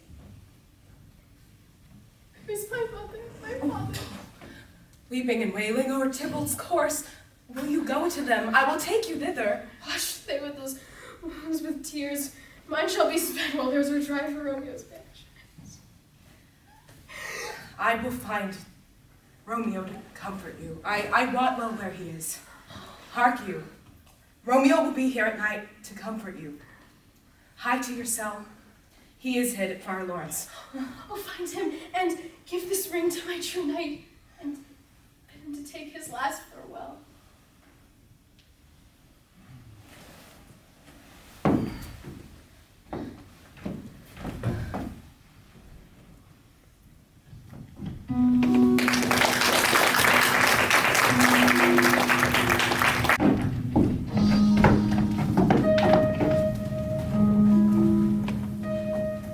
Come forth! Come forth, thou fearful man! Affliction is the never of thy parts, and thou art wedded to calamity. Father, what news? What is the princess doom? What sorrow crazy acquaintance at my hand that I know not? Too familiar is our dear son with such shower company. I bring thee tidings of the princess's doom. Well, less than doomsday is the princess's doom. A gentler judgment vanished from her lips, not body's death, but body's banishment. Banishment? Nay, be merciful, say death. Perhaps an act more terror, it is one much more than death. Do not say banishment. Yea, from Verona art thou banished. Be patient, for the world is broad and wide. There is no world without Verona's laws but purgatory. Torture, hell itself, its banishment is banished from the world, and world's exile is death. Calling death banishment, thou cuts my head off with a golden axe its mouth with a stroke that murders me. Oh, thou deadly sin! A rude ungratefulness! Thy fault the law calls death, but the kind princess taking thy part hath rushed aside the law and turned that black word death to banishment. This is dear mercy, and thou seest it not. It is torture, and not mercy. Heaven is here, where Juliet lives, and every cat and dog and little mouse, every unworthy thing live here in heaven and may look on her. But Romeo may not. More validity, more honorable state, more courtship lives in carrion flies than Romeo. They may seize on the white wonder of dear Juliet's hand and still immortal blessings from her lips so even and pure, like vessel modesty so blush, as thinking their own kisses sin. But Romeo may not. Flies may do this, but I from this must fly. They are free men, but I am banishing. And sayest thou yet that exile is not death? Hast thou no poison mixed, no shortcut, like no sudden mean of death on earth, so mean is banish it to kill me? Banish it! Why? Damn use that word now. Howlings, a tangent. And how hast thou the heart, being a divine, a ghostly confessor, a sin absolver, and my friend confessed to mangle me with that term, banish it. Hold up, fond madman, let me but speak a word. I will speak more of banishment. No, I will give thee armor to keep off that word. Adversity's sweet milk, philosophy, though thou art banished. Then banish it, hang up philosophy. Unless philosophy can make a Juliet, displace it down, reverses Prince's doom, and helps not, rebels not, speak no more. Oh, then I see that madmen have no ears. I that wise man have no eyes. Let me dispute with thou canst not speak, until thy lost not fell. When thou was young as I, Juliet thy love, an hour married, Dimples murdered, doing like me, and like me banishing, then mayst thou speak. Ah! Then mayst thou dare thy hair as I do now and fall upon the ground, taking the measure of an unmade grave. One knocks, Romeo, arise! Do not I, lest the breath of our thick groans, mist like in poultry from the septum height. Hark, how they knock! Who's there? Romeo, thou wilt be taken! By and by, hide, get thee to my study! Simpleness is this. What comest thou? What's your will? Let me in, then you shall know my errand. What? Come to me, Juliet. Oh, welcome then. Oh, Father, Holy Father, where is my lady's lord? Where is Juliet? And where is Romeo? There upon the ground with his own tears made drunk. Even so is my mistress, just in his case. Blubbering and weeping, weeping and blubbering. Stand up! Stand you and be a man! For Juliet's sake, stand. Why should you fall into such an oath? Oh, sir, that's the end of all. Thinkest thou of Juliet? I was with her. But she not think me no murder, nor esteem the child of our joy, but little from her own. Where is she? And how doth she? And what sails my concealed lady of our cancelled love? She says nothing, but falls down and weeps, and then starts up again, and on tipple cries, and calls for Romeo, and falls down again. As if that name, shot from the deadly level of a gun, did murder her, as that name's cursed hand murdered her kinsman. Oh, tell me, holy fire, tell me, in what vile part of this anatomy does my name lodge? Tell me that I may set the hateful mention! Hold thy desperate hand! Art thou a man? Thy form cries out thou art. Thy acts are wild and unreasonable like the fury of a beast. Unseeming woman and seeming man, or ill-beseeming beast in both. Thou hast amazed me by my holy order. I thought thy disposition better tempered. Hast thou slain Tybalt? And wilt thou slay thyself, and thy love too that lives in thee, by doing this damned act of hate upon thyself? Why railest thou on thy birth, heaven and earth, since birth, heaven, and earth, all three do live in thee at once, and thou at once would lose? Thy shameless, thy shape, thy love, thy wit. Wouldst thou like a usurer, aboundest in all, and useth none in that true use indeed, which should bedeck thy shape, thy love, thy wit? Thy shape is as a form of wax, digressing from the valor of a man. Thy wit, thy love, is hollow perjury, killing that love thou vowed to cherish. Thy wit, that instrument to shape and love, misshapen the misconduct of them both, like powder in a skidless soldier's flask, set ablaze by thine own ignorance, and thou dismembered in thine own self-defense. What? Rouse thee, man! Thy Juliet is alive, for whose love thou wast but lately dead. Thou, the kind prince, turned into banishment. There, thou art happy. Tybalt would slay thee, but thou slewest Tybalt. There thou art happy too. The law that threatened death becomes thy friend and turns to exile. There thou art happy. A pack of blessings light upon thy back. Happiness courts thee in her best array, and thou, like a sullen and misbehaved wretch, poutest on thy fortune and thy love. Take heed, for such die miserable. Go to thy love as was decreed. Ascend her chamber, comfort her. Do not be gone before the watch be set, for then thou canst not pass to Mantua, where thou shalt stay for a time, till we can blaze your marriage, reconcile your friends, beg pardon of the princess, and bring thee back with 1,000 times more joy than thou wentst forth in lamentation. Go, nurse, commend thee to thy lady, bid her all the house to bed, that with heavy sorrow they are most apt unto.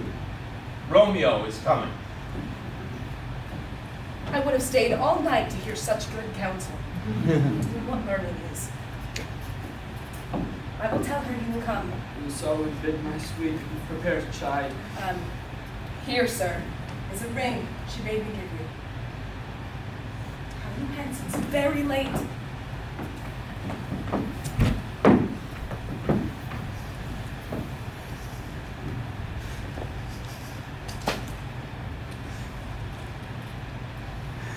How little my comfort is revived by this.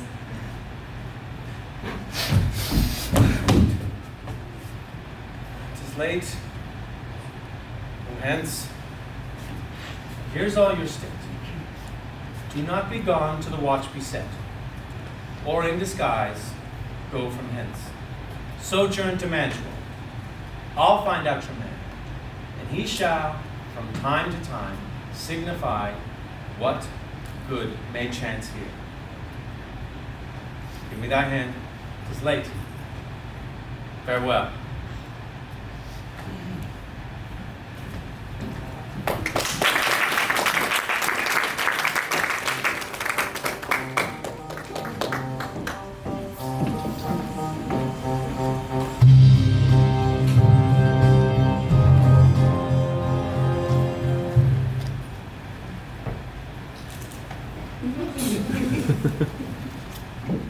Oh, happy dagger.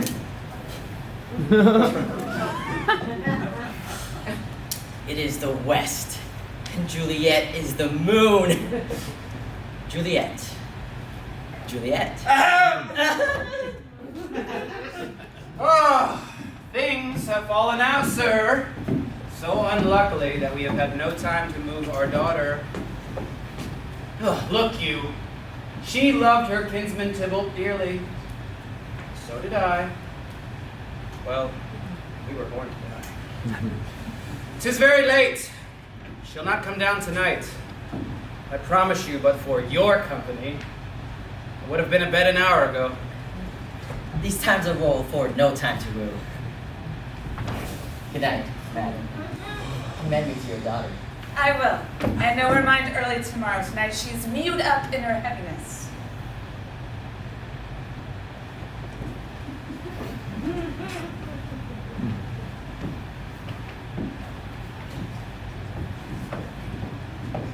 Sir Paris! Yes. I will make a desperate tender of my child's love. I think she will be ruled, in all respects, by me. Nay, more, I doubt it not. Wife, go you to her ere you go to bed. Acquaint her here of my son Paris's love, and bid her, mark you me, on Wednesday next. But soft. What day is this? Monday. Monday, my lord. Monday? Oh, well, Wednesday is too soon. Oh, Thursday let it be. Oh, Thursday, tell her she shall be married to this noble earl. Will you be ready? Do you like this haste? We'll keep no great ado, a friend or two, for hark you, Tybalt being slain so late, it may be thought we held him carelessly, being our kinsman if we revel much. Therefore we'll have some half a dozen friends, and there an end. But what say you to Thursday? I would that Thursday were tomorrow, my lord. Well, get you gone. Oh, Thursday be it then. Go you to Juliet's ere you go to bed. Prepare her, wife, against this wedding day. Farewell, my lord. Oh, light to my chamber hoe afore me. It is so very, very late that we may call it early by and by. Good night.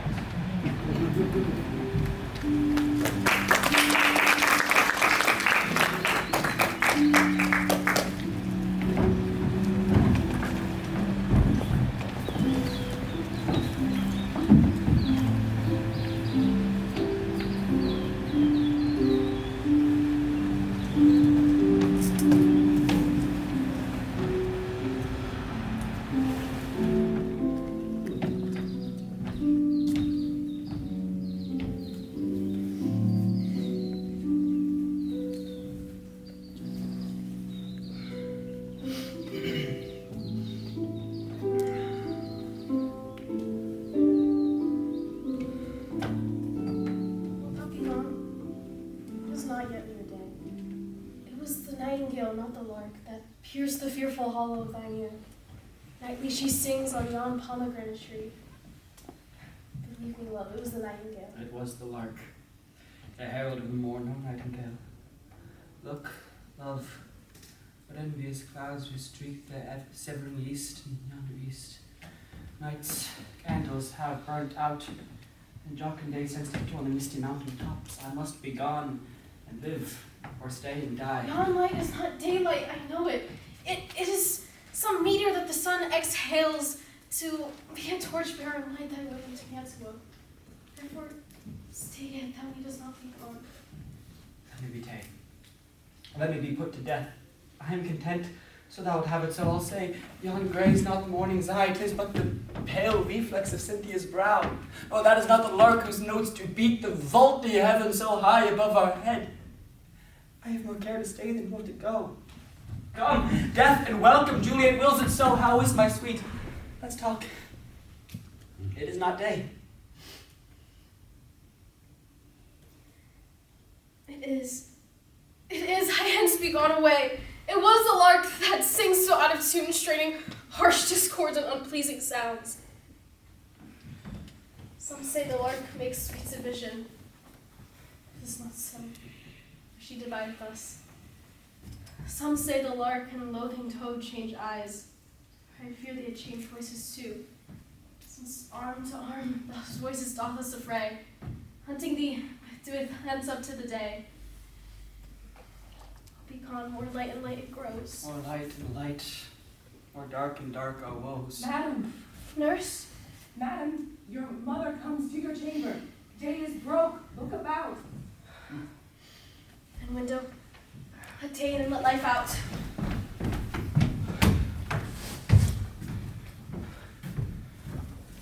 One kiss and I'll depart. Farewell. Farewell. Think as we should ever meet again? I doubt it not. And these woes shall serve as sweet discourses in our time to come.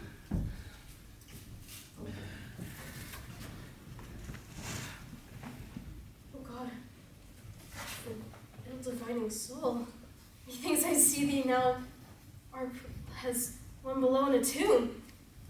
Either my eyesight fails or thou lookest pale. Trust me, love, in my eyes so do you. Dry sorrow drinks our blood. Adieu.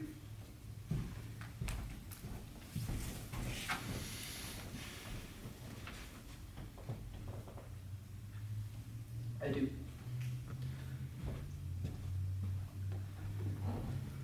Fortune, fortune, all men call thee fickle.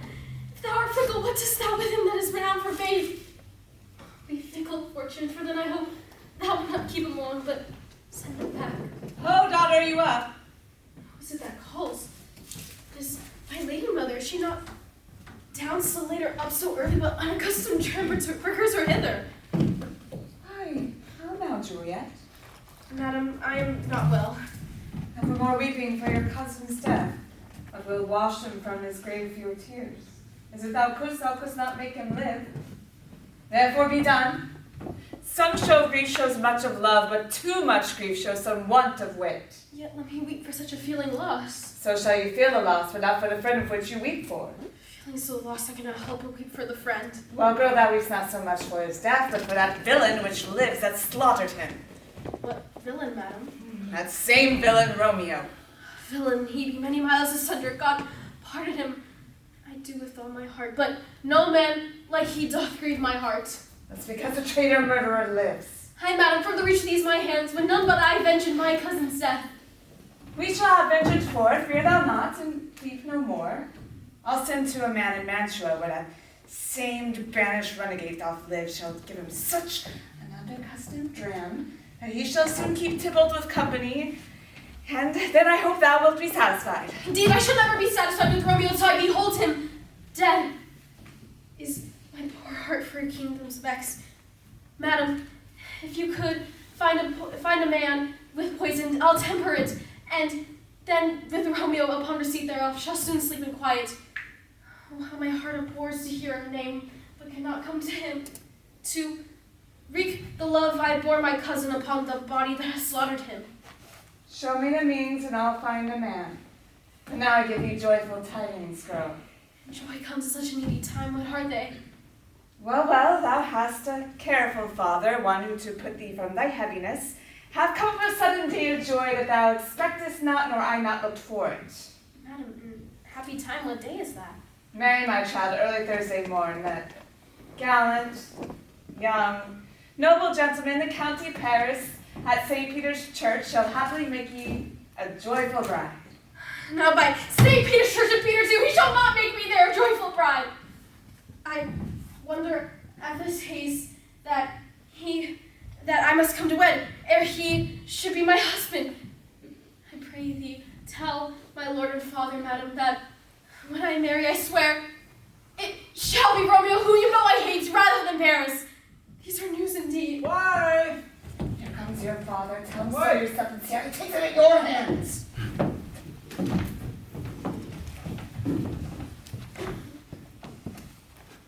When the sun sets, the air doth drizzle dew. For the sunset of my brother's son, it rains downright. Come now, come unto it, girl. What, still in tears, evermore showering? In one little body thou counterfeitest a bark, a sea, a wind. For still thy eyes, which I may call the sea, do ebb and flow with tears. The bark thy body is, sailing in this salt flood. The winds thy sighs, who, raging with thy tears, and they with them, without a sudden calm, will overset thy tempest-tossed body. How now, wife? Have you delivered to her our decree? Aye, sir, but she will none. She gives you thanks. I would the fool be married to her grave. Soft. Take me with you. Take me with you, wife. How will she none? Doth she not give us thanks? Is she not proud? Doth she not count her blessed, unworthy as she is, that we have wrought so worthy a gentleman to be her bridegroom? Not thankful that you have, but proud that you have. Proud can I never be of what I hate, even for hate that is meant for love. How now, chop logic? What is this? Proud, and I thank you not, and yet not proud? Mischief's minion you. Thank me no thankings, nor proud me no prouds, but fiddle your fine joints against Thursday next, to go with Paris to St. Peter's Church, or I will drag thee on a hurdle thither. Out, you green sickness, carry on. Out, you baggage, you tallow face. Fie, what art thou mad? Good father, I beseech you on my knees, hear me with patience, but to speak a word. Hang thee, young baggage, disobedient wretch. I tell thee what, get thee to church o' Thursday, or never after look me in the face. Speak not, reply not, do not answer me. No! My fingers itch. Wife, we scarce thought us blessed that God had lent us but this only child. But now, I see that this one is too much, and that we have a curse in having her. Out on her hilding! God in heaven bless her, you are to rate my lord, to rate her so. And why, my lady Wisdom? Hold your tongue, good Prudence. Smatter with your gossips. Go! I speak no treason. Oh God, ye got it! You may not once speak. Peace, you mumbling fool! Utter your gravity o'er a gossip's bowl, for here we need it not! You are too hot! Oh, God's bread, it makes me mad! Day, night, hour, time, work, play, alone, and company. Still, my care hath been to have her matched. And having now provided a gentleman of noble parentage, of fair domain, youthful and nobly trained, stuffed, as they say, with honorable parts, proportioned as one's thought would wish a man. And then, to have a wretched, puling fool, a whining mammoth, in her fortune's tender, to answer, I'll not wed, I cannot love, I am too young, I pray you pardon me. But, as you will not wed, I'll pardon you. Graze where you will, you shall not house with me. Look to it, think on it. I do not use to jest. Thursday is near. Lay hand on heart, advise. You be mine. I'll give you to my friend. You be not. Hang, beg, starve, die in the streets. For by my soul, I'll ne'er acknowledge thee. Nor what is mine shall never do thee good. Trust to it. Bethink you. I'll not be forsworn.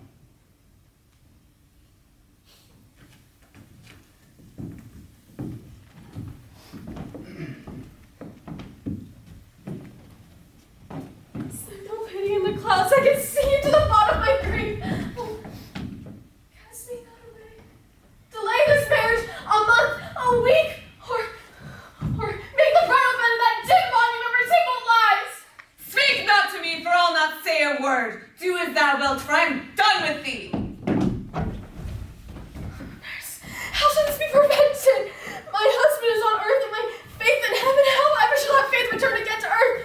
Unless my husband sends it to me from heaven.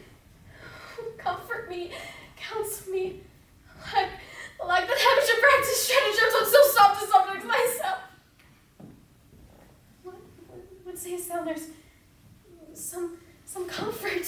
Aye, here it is. Romeo is banished, and by no means will come back for you to contest. And if he does, it must needs by stealth. Therefore, the situation standing as it now doth, I think it best you marry with the county. He's a gentleman, a very gentleman. Romeo's a dish clout to him. An eagle, madam, hath not so green, so fair, so bright an eye as Paris hath. Beshrew my heart, I think that you are happier in this second match. For your first were dead, or were as good as with you living here and he of no use to you. Speakest thou from my heart? And from my soul, too, or else be sure them both. Amen. What? Oh, that was comfort me marvelous much.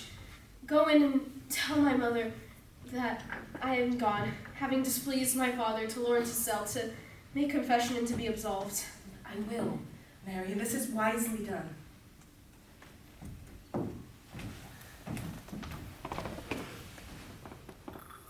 Wage and damnation, almost wicked fiend! Is it more sin thus forsworn to dispraise my lord with that same tongue she had praised with so many thousand times? Go henceforth, thou in my bosom shall henceforth be twain. All to the friars know his remedy. All else fails. I myself have the power to die.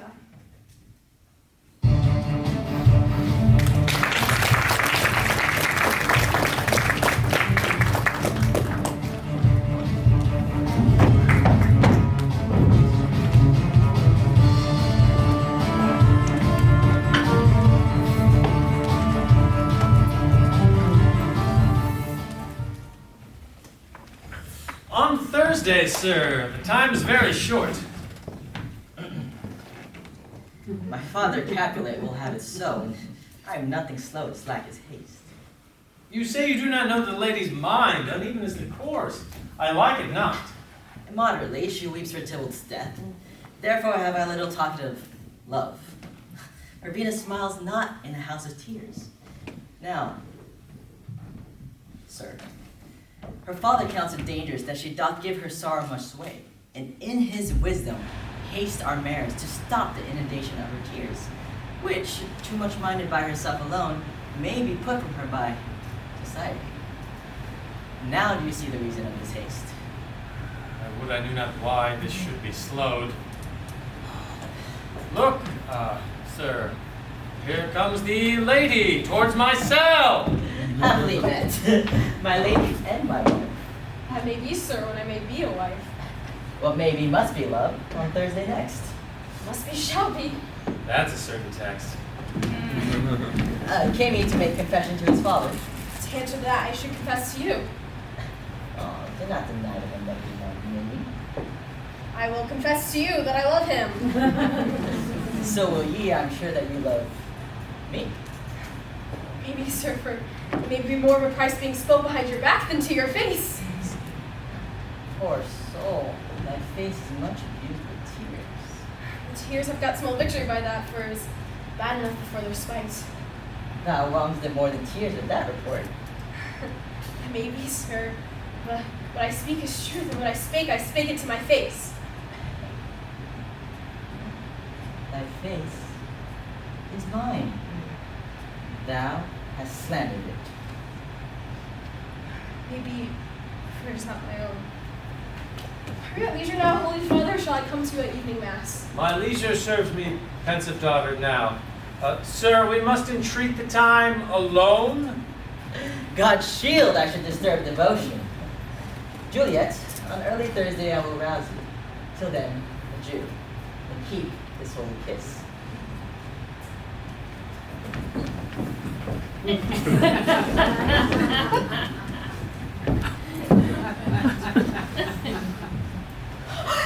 Shut the door! And when our done so, come weep with me, past hope, past cure, past help. Oh, Juliet, I already know thy grief. It strangely past the compass of my wits. I hear thou must, and nothing may prorogue it. On Thursday next be married to this country. Tell me thou hast not heard of this, or maybe tell me how it may be prevented. If in thy wisdom thou canst help me, do but call my resolution wise, and with the dagger I'll help it presently. Hold then, daughter, for I do spy a kind of hope, which craves as desperate an execution, as that is desperate which we would prevent. If rather than to marry Count of Paris, thou hast the strength of will to kill thyself, then it is likely thou wilt undertake a thing like death, to chide away this shame, that copes with death itself, to escape from it, if thou darest, I'll give thee remedy. Oh, bid me leap rather than marry Paris off battlements of yonder tower, or walk in thievish ways, or bid me lurk where serpents are, or shut me nightly in a charnel house, or bid me be made into a new made grave, and hide me in a dead man's shroud, with reeky shanks and yellow chapless skulls, things to have them told have made me tremble. And I will do it without fear or doubt to live an unstained wife to my husband. Hold then, daughter. Go hence. Be merry. Give consent to marry Paris. Tomorrow is Wednesday. Tomorrow night, look thou lie not alone. Do not let thy nurse lie in thy chamber with thee. Take thou this bottle. Being thou in bed, drink this distilled liquor off, when presently through all thy veins shall run a cold and drowsy hue. No pulse shall keep his native progress, but surcease. No breath, no warmth shall testify thou livest. The roses of thy lips and cheeks shall fade to pally ashes. The windows of thy eyes shall fall like death when he shuts up the day of life. Each part, deprived of supple government, shall stiff and stark and cold appear like death. And in this likeness of shrunk death, thou shalt continue 42 hours, and then awaken as from a pleasant sleep. Now in the morning when the bridegroom comes to rouse thee from thy bed, there thou art dead. Then is the manner of the country. In thy best robes, uncovered on the bier, thou shalt be borne to that same monument where all the Capulets lie. Meantime, against thou shalt deliver. Romeo, by my letters, shall know our drift, and hither shall he come. And he and I will watch thy wakening.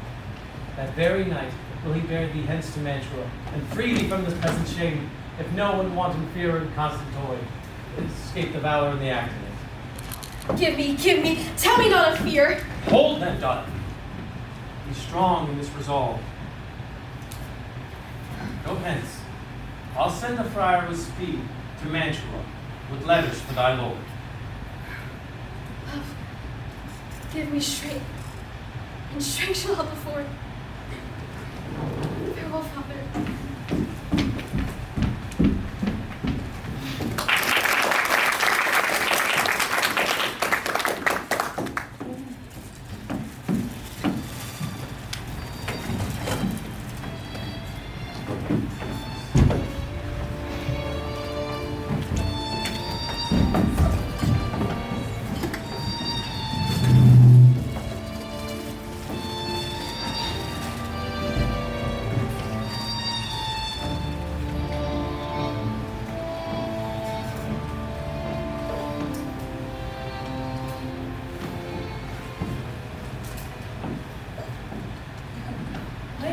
Those attires are best, nurse, but I pray thee, let me be left alone tonight. There are many needs for orisons to lift the head and to smile upon the state, which thou knowest is cross and full of sin. What? Were you busy, Ho? Need you my help? No, madam, we have cold such necessaries as for our behold for our state tomorrow, so I pray thee, let me be left alone, and let the nurse stay with you tonight, for I am sure your hands are full in this so sudden business.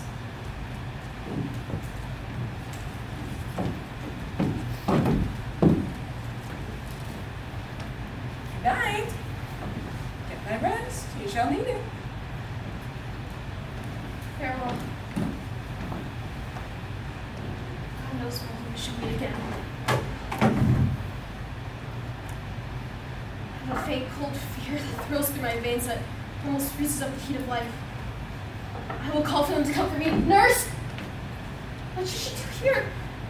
This dismal scene I must act alone. Come, Vile.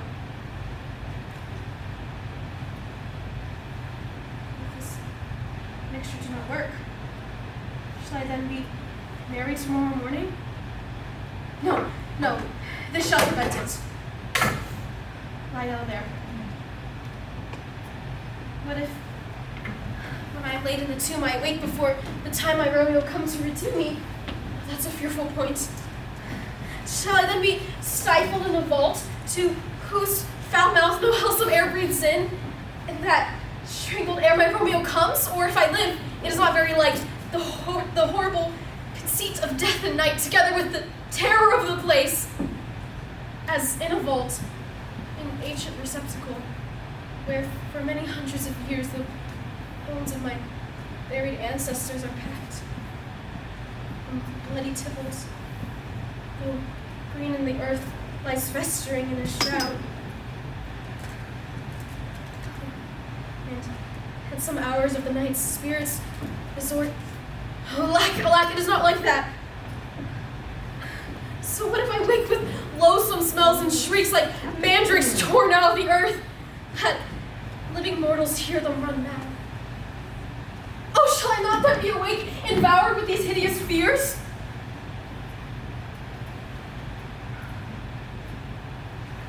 Come, Romeo. This I drink to thee.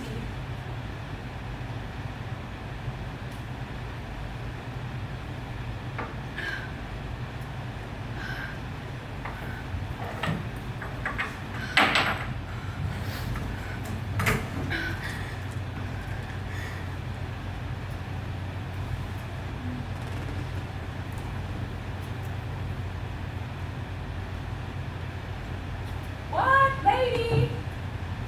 What, lamb? Juliet! Fast she is, I warrant. What bride? Fie, you slut bed. Take a rest. Sleep a week. I warrant the county has set up his rest that you shall get but little. How sound she is asleep. I must wake her. Lady. Lady. Lady. Let the county take you in your bed. That will fry you up, lady. What? Up and dressed and down again? I must wake thee. Lady. Lady. Lady.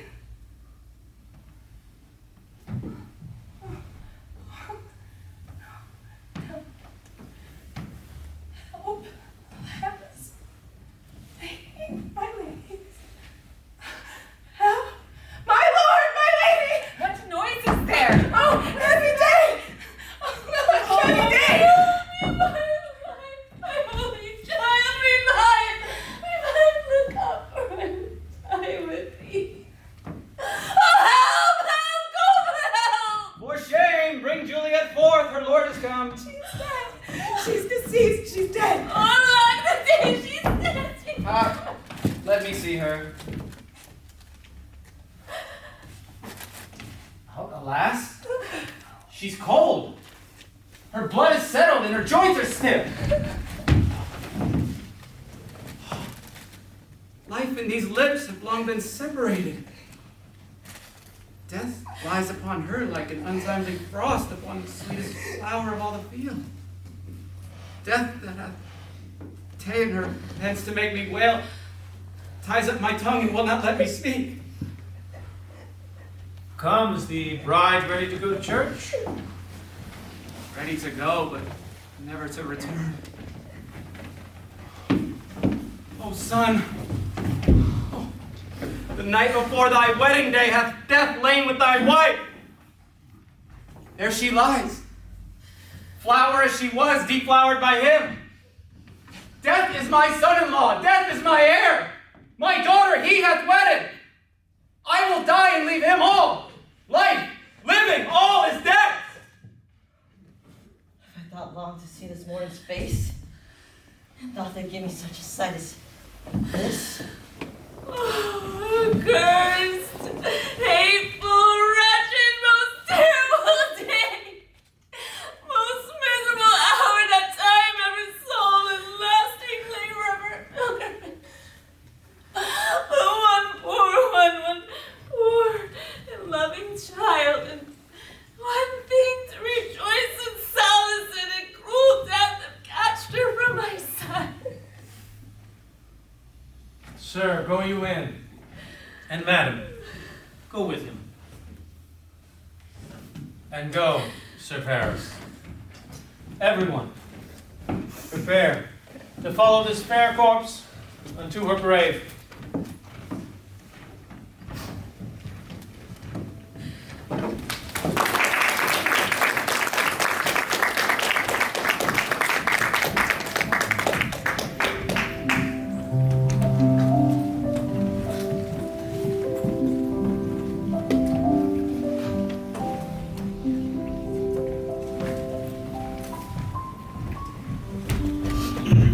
If I may trust the flattering truth of sleep, my dreams presage some joyful news at hand. My bosom lord sits lightly in his throne, and all this day some unaccustomed spirit sweeps me above the ground with cheerful thoughts. I dreamt my lady came and found me dead. Strange dream to give a dead man leave to think. She breathed such life with kisses in my lips that I revived and was an emperor. Oh me!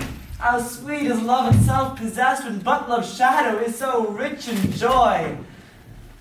Ah! News from Verona! How now, Balthazar? Dost thou not bring me letters from the fire? How fares my lady? Is my father well? How doth my Juliet? That I ask again, for nothing can be ill if she be well.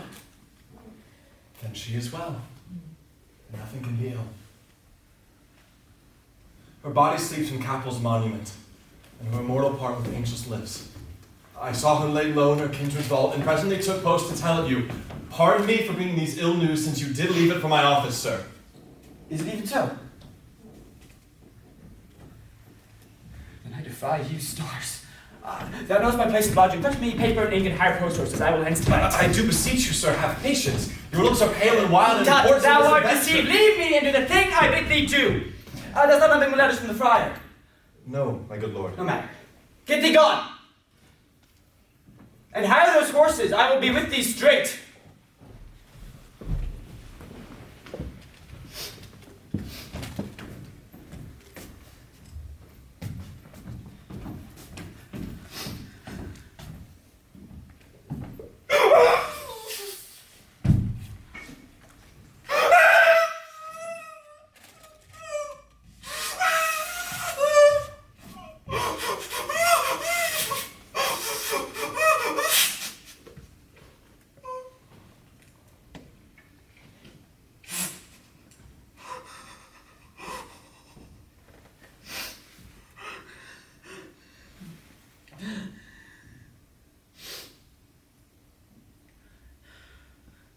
Well, Juliet,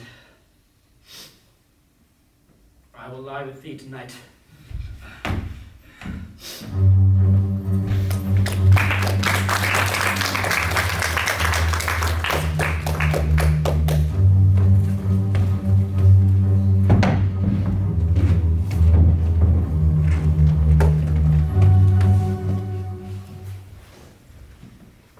Holy Franciscan Friar, Brother Ho! Oh, that must be the voice of Friar John. Welcome from Mantua. What says Romeo? Or if his mind be writ, give me his letter.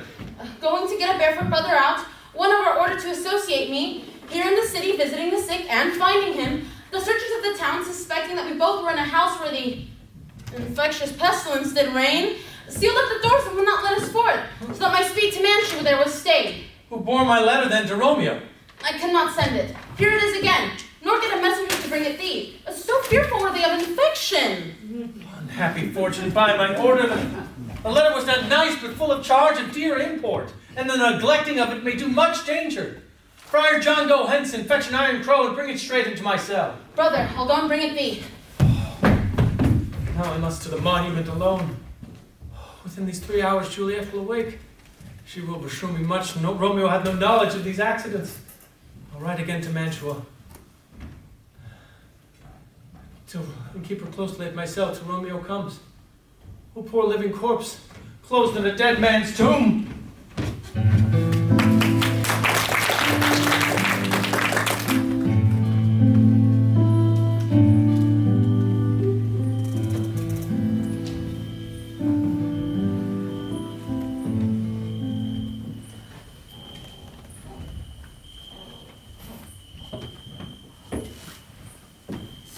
Give me that torch, boy. Hence, stand aloof. Yet put it out, for I would not be seen. Under yon yew trees, lady all along, holding thine ear to the hollow ground, so shall no feet on the churchyard tread, being loose, unfirm, with digging up of graves. If thou shalt hear it, whistle at me. Whistle at me. That something doth approach. I signal that something doth approach. Give me the flowers, boy. Do as I bid thee. Go. I am almost afraid to stand alone here in the churchyard, yet I will adventure. Sweet flower, with flowers thy bridal bed I strew. Oh, woe! Thy canopy is dust and stone, with which sweet water nightly I will do. Or wanting that, with tears distilled with moans. Oh, the obsequies that I for thee will keep nightly shall be to strew thy grave and weep. The boy gods hear something approach. What cursed foot wanders this way tonight to cross my obsequies and true love's right? What, with a torch, muffle me, night, a while!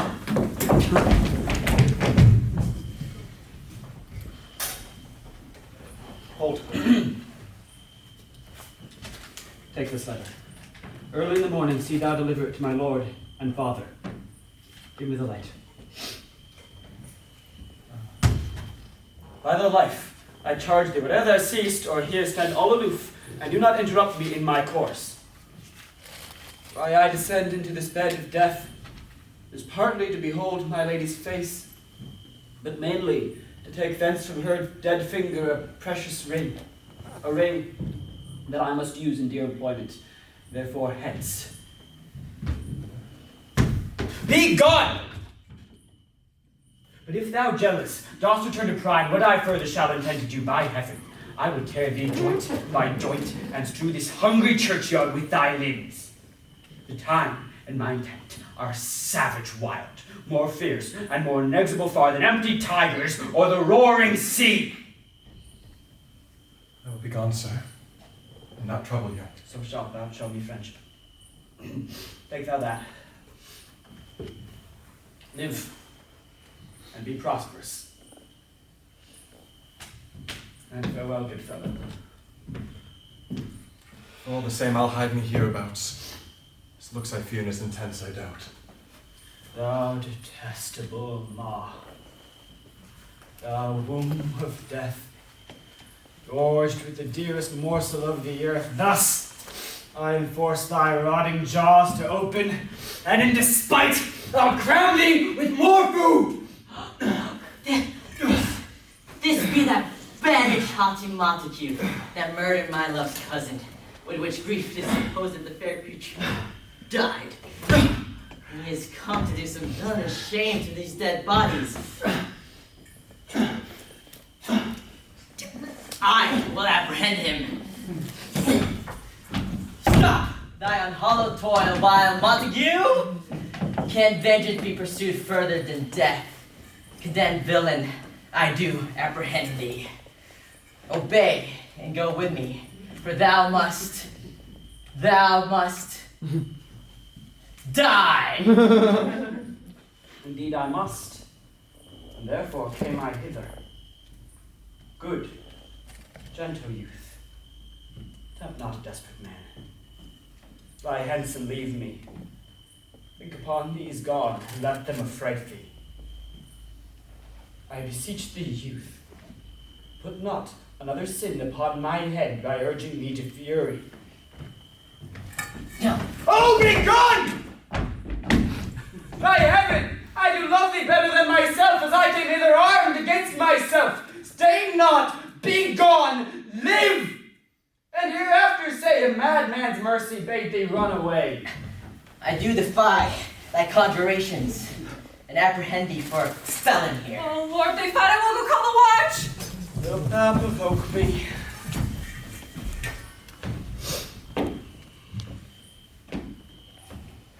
Then have at thee, boy.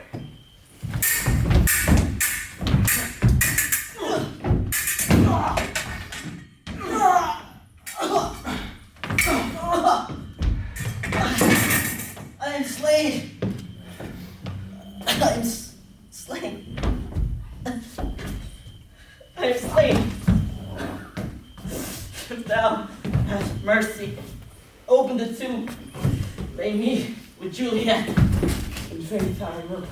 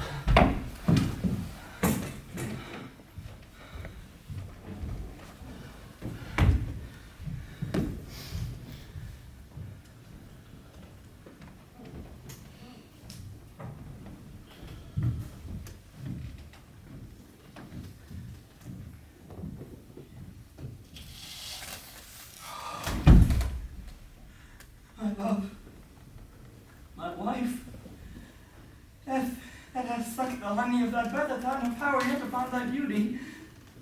Thou art not conquered. Beauty's ensign yet is crimson in thy lips and in thy cheeks. And death's pale flag is not advanced there. Dibbled, liest thou there in thy bloody sheet. Oh, what more favor can I do to thee than with that hand that cut thy youth and flamed asunder his that was thine enemy? Forgive me, cousin.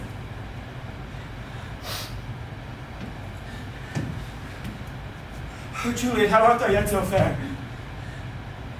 Shall I believe that insubstantial death is amorous, and that the lean abhorred monster keeps thee here in dark to be his paramour? For fear of that, I still will stay with thee, and never from this palace of dim night depart again. Here will I remain, with worms that are their chambermaids. Here I set up my place of everlasting rest, and shake the yoke of inauspicious stars from this world-wearied flesh.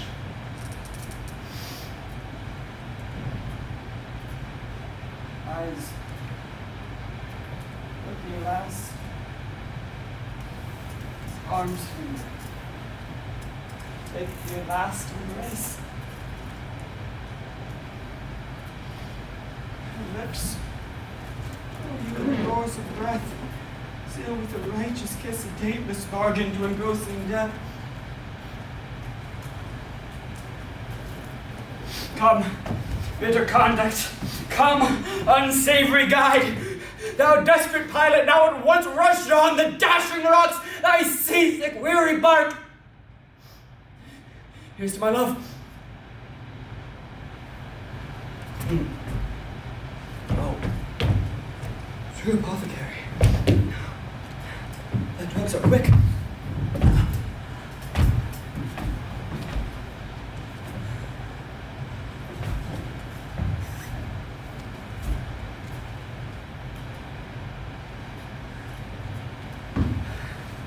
Thus, with a kiss,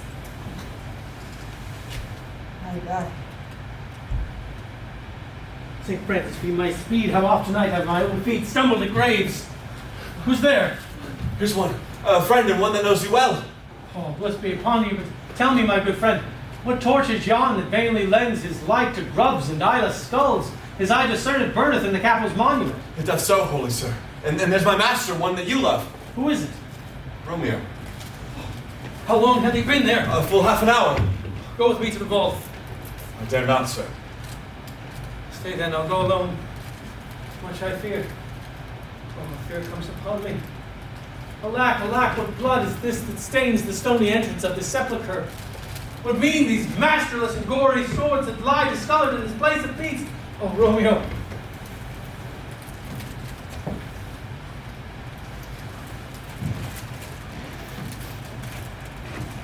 There. And Paris, too, steeped in blood.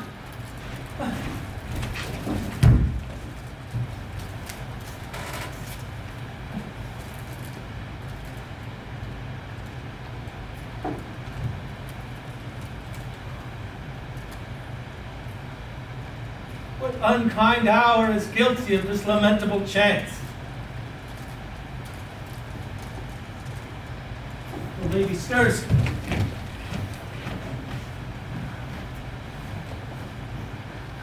Friar, here's my lord. I remember. Oh, I shall be. Here's my Romeo. Who goes there? I hear a noise. Come, lady, away from this place of death, contagion, and unnatural sleep. A power greater than ourselves has thwarted our intents. Thy husband there lies dead, and Paris too. Come, I'll dispose of thee and assist your other holy nuns. Do not stay to ask the question. The watch is coming. Go, good Juliet. Who get the answer? I will not away. I can no longer stay.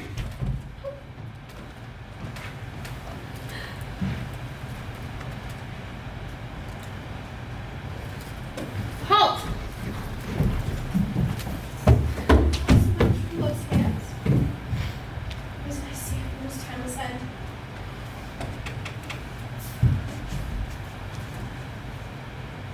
Sure, it's like all left no friendly drop to help me after.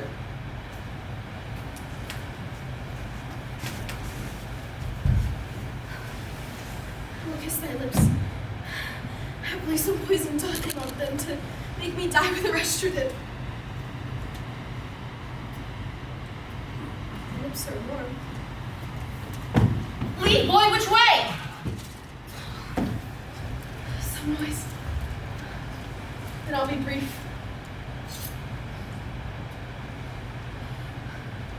Happy dagger. Mrs. Lacey.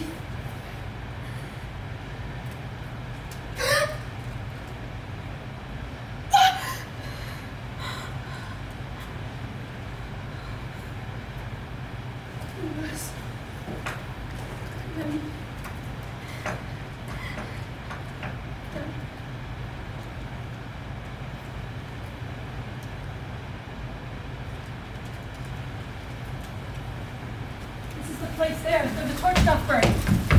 What misadventure is so early up that calls our person from our morning's rest? What should it be that they so shriek abroad? People on the street cry Romeo, some Paris, and some Juliet, and all run with open outcry towards our monument. What fear is this that startles in our ears?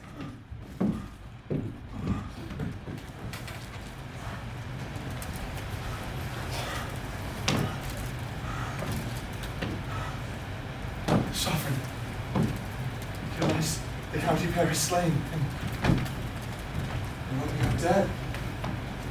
Juliet dead before. You killed. Search, seek, find how these foul murders came to be. Heavens, O wife, look how our daughter bleeds. This dagger hath misstayen. For lo, his house is empty on the back of Montague, and it missheathed in my daughter's blood. Oh, me, the sight of death is a bell that warms my old age to a sepulchre. Who goes there?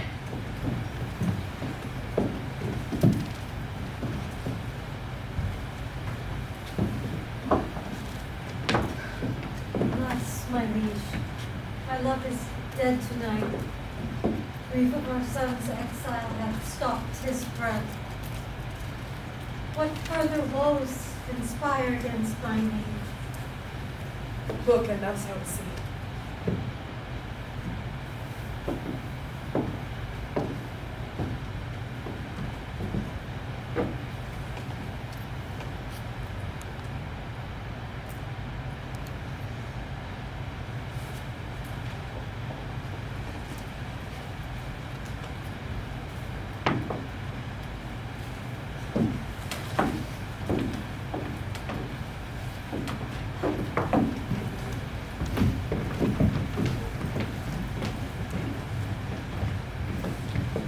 Oh, thou undone! What manner is in this? To burst before thy father to a grave. Seal up the mouth of outrage for a while, till we can clear these ambiguities and know their spring, their head, their true descent. And then I will be general of your woes, to lead you even to death. Meantime, forbear, and let's mischance to slay patience. Bring forth the parties of suspicion. I am the greatest and able to do least, and yet the most suspected. I stand in both myself to impeach and purge, myself condemned, myself excused. Say at once what thou dost know in this. I will be brief, for my short date of breath is not so long as a tedious tale. Romeo, there dead, was husband to that Juliet, and she, there dead, Romeo's faithful wife. I married them. Their stolen marriage day was Tybalt's doomsday, for whose untimely death the newly made bridegroom was banished from the city, for whom, and not for Tybalt, Juliet pined. You, to remove this siege of grief from her, betrothed and would have married her perforce to County Paris.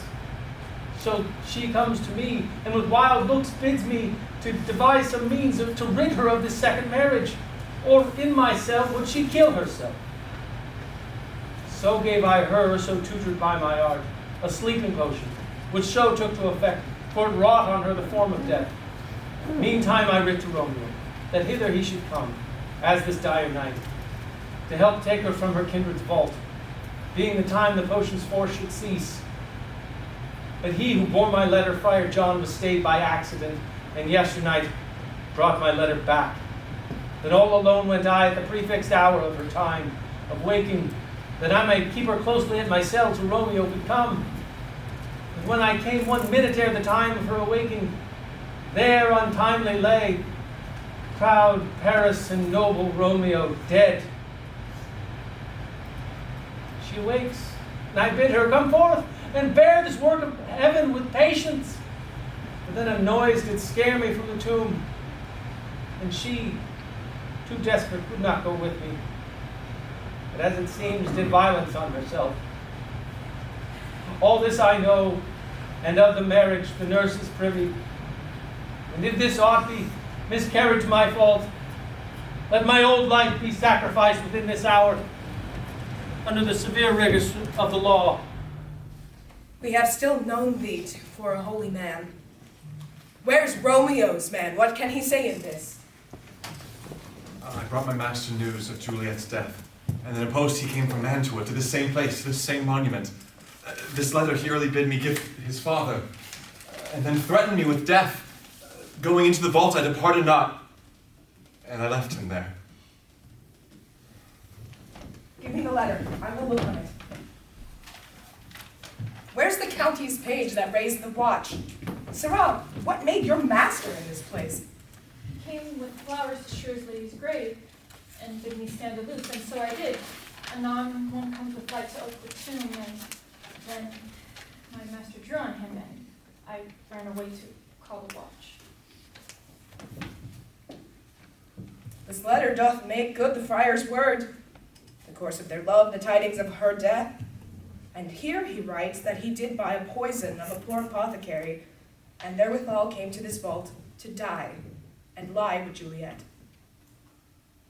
Where be these enemies?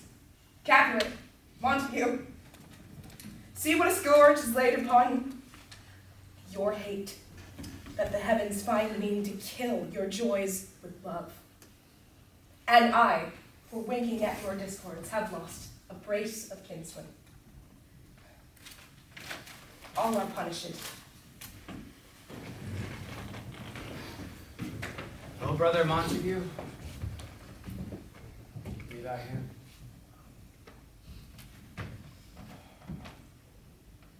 This is my daughter's jointure. For no more can I demand.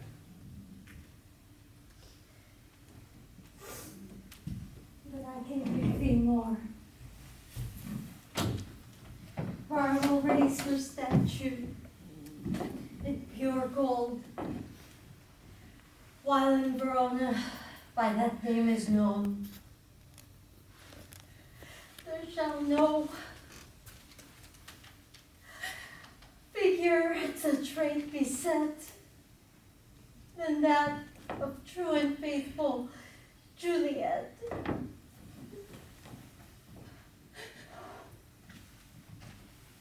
As rich shall Romeo's by his ladies lie,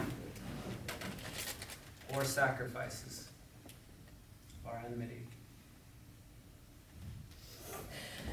Gloomy peace this morning with it brings. Sun for sorrow will not show his head. Go hence to have more talk of these sad things. Some shall be pardoned, and some punish shed. For never was a story of more woe than this of Juliet and her Romeo.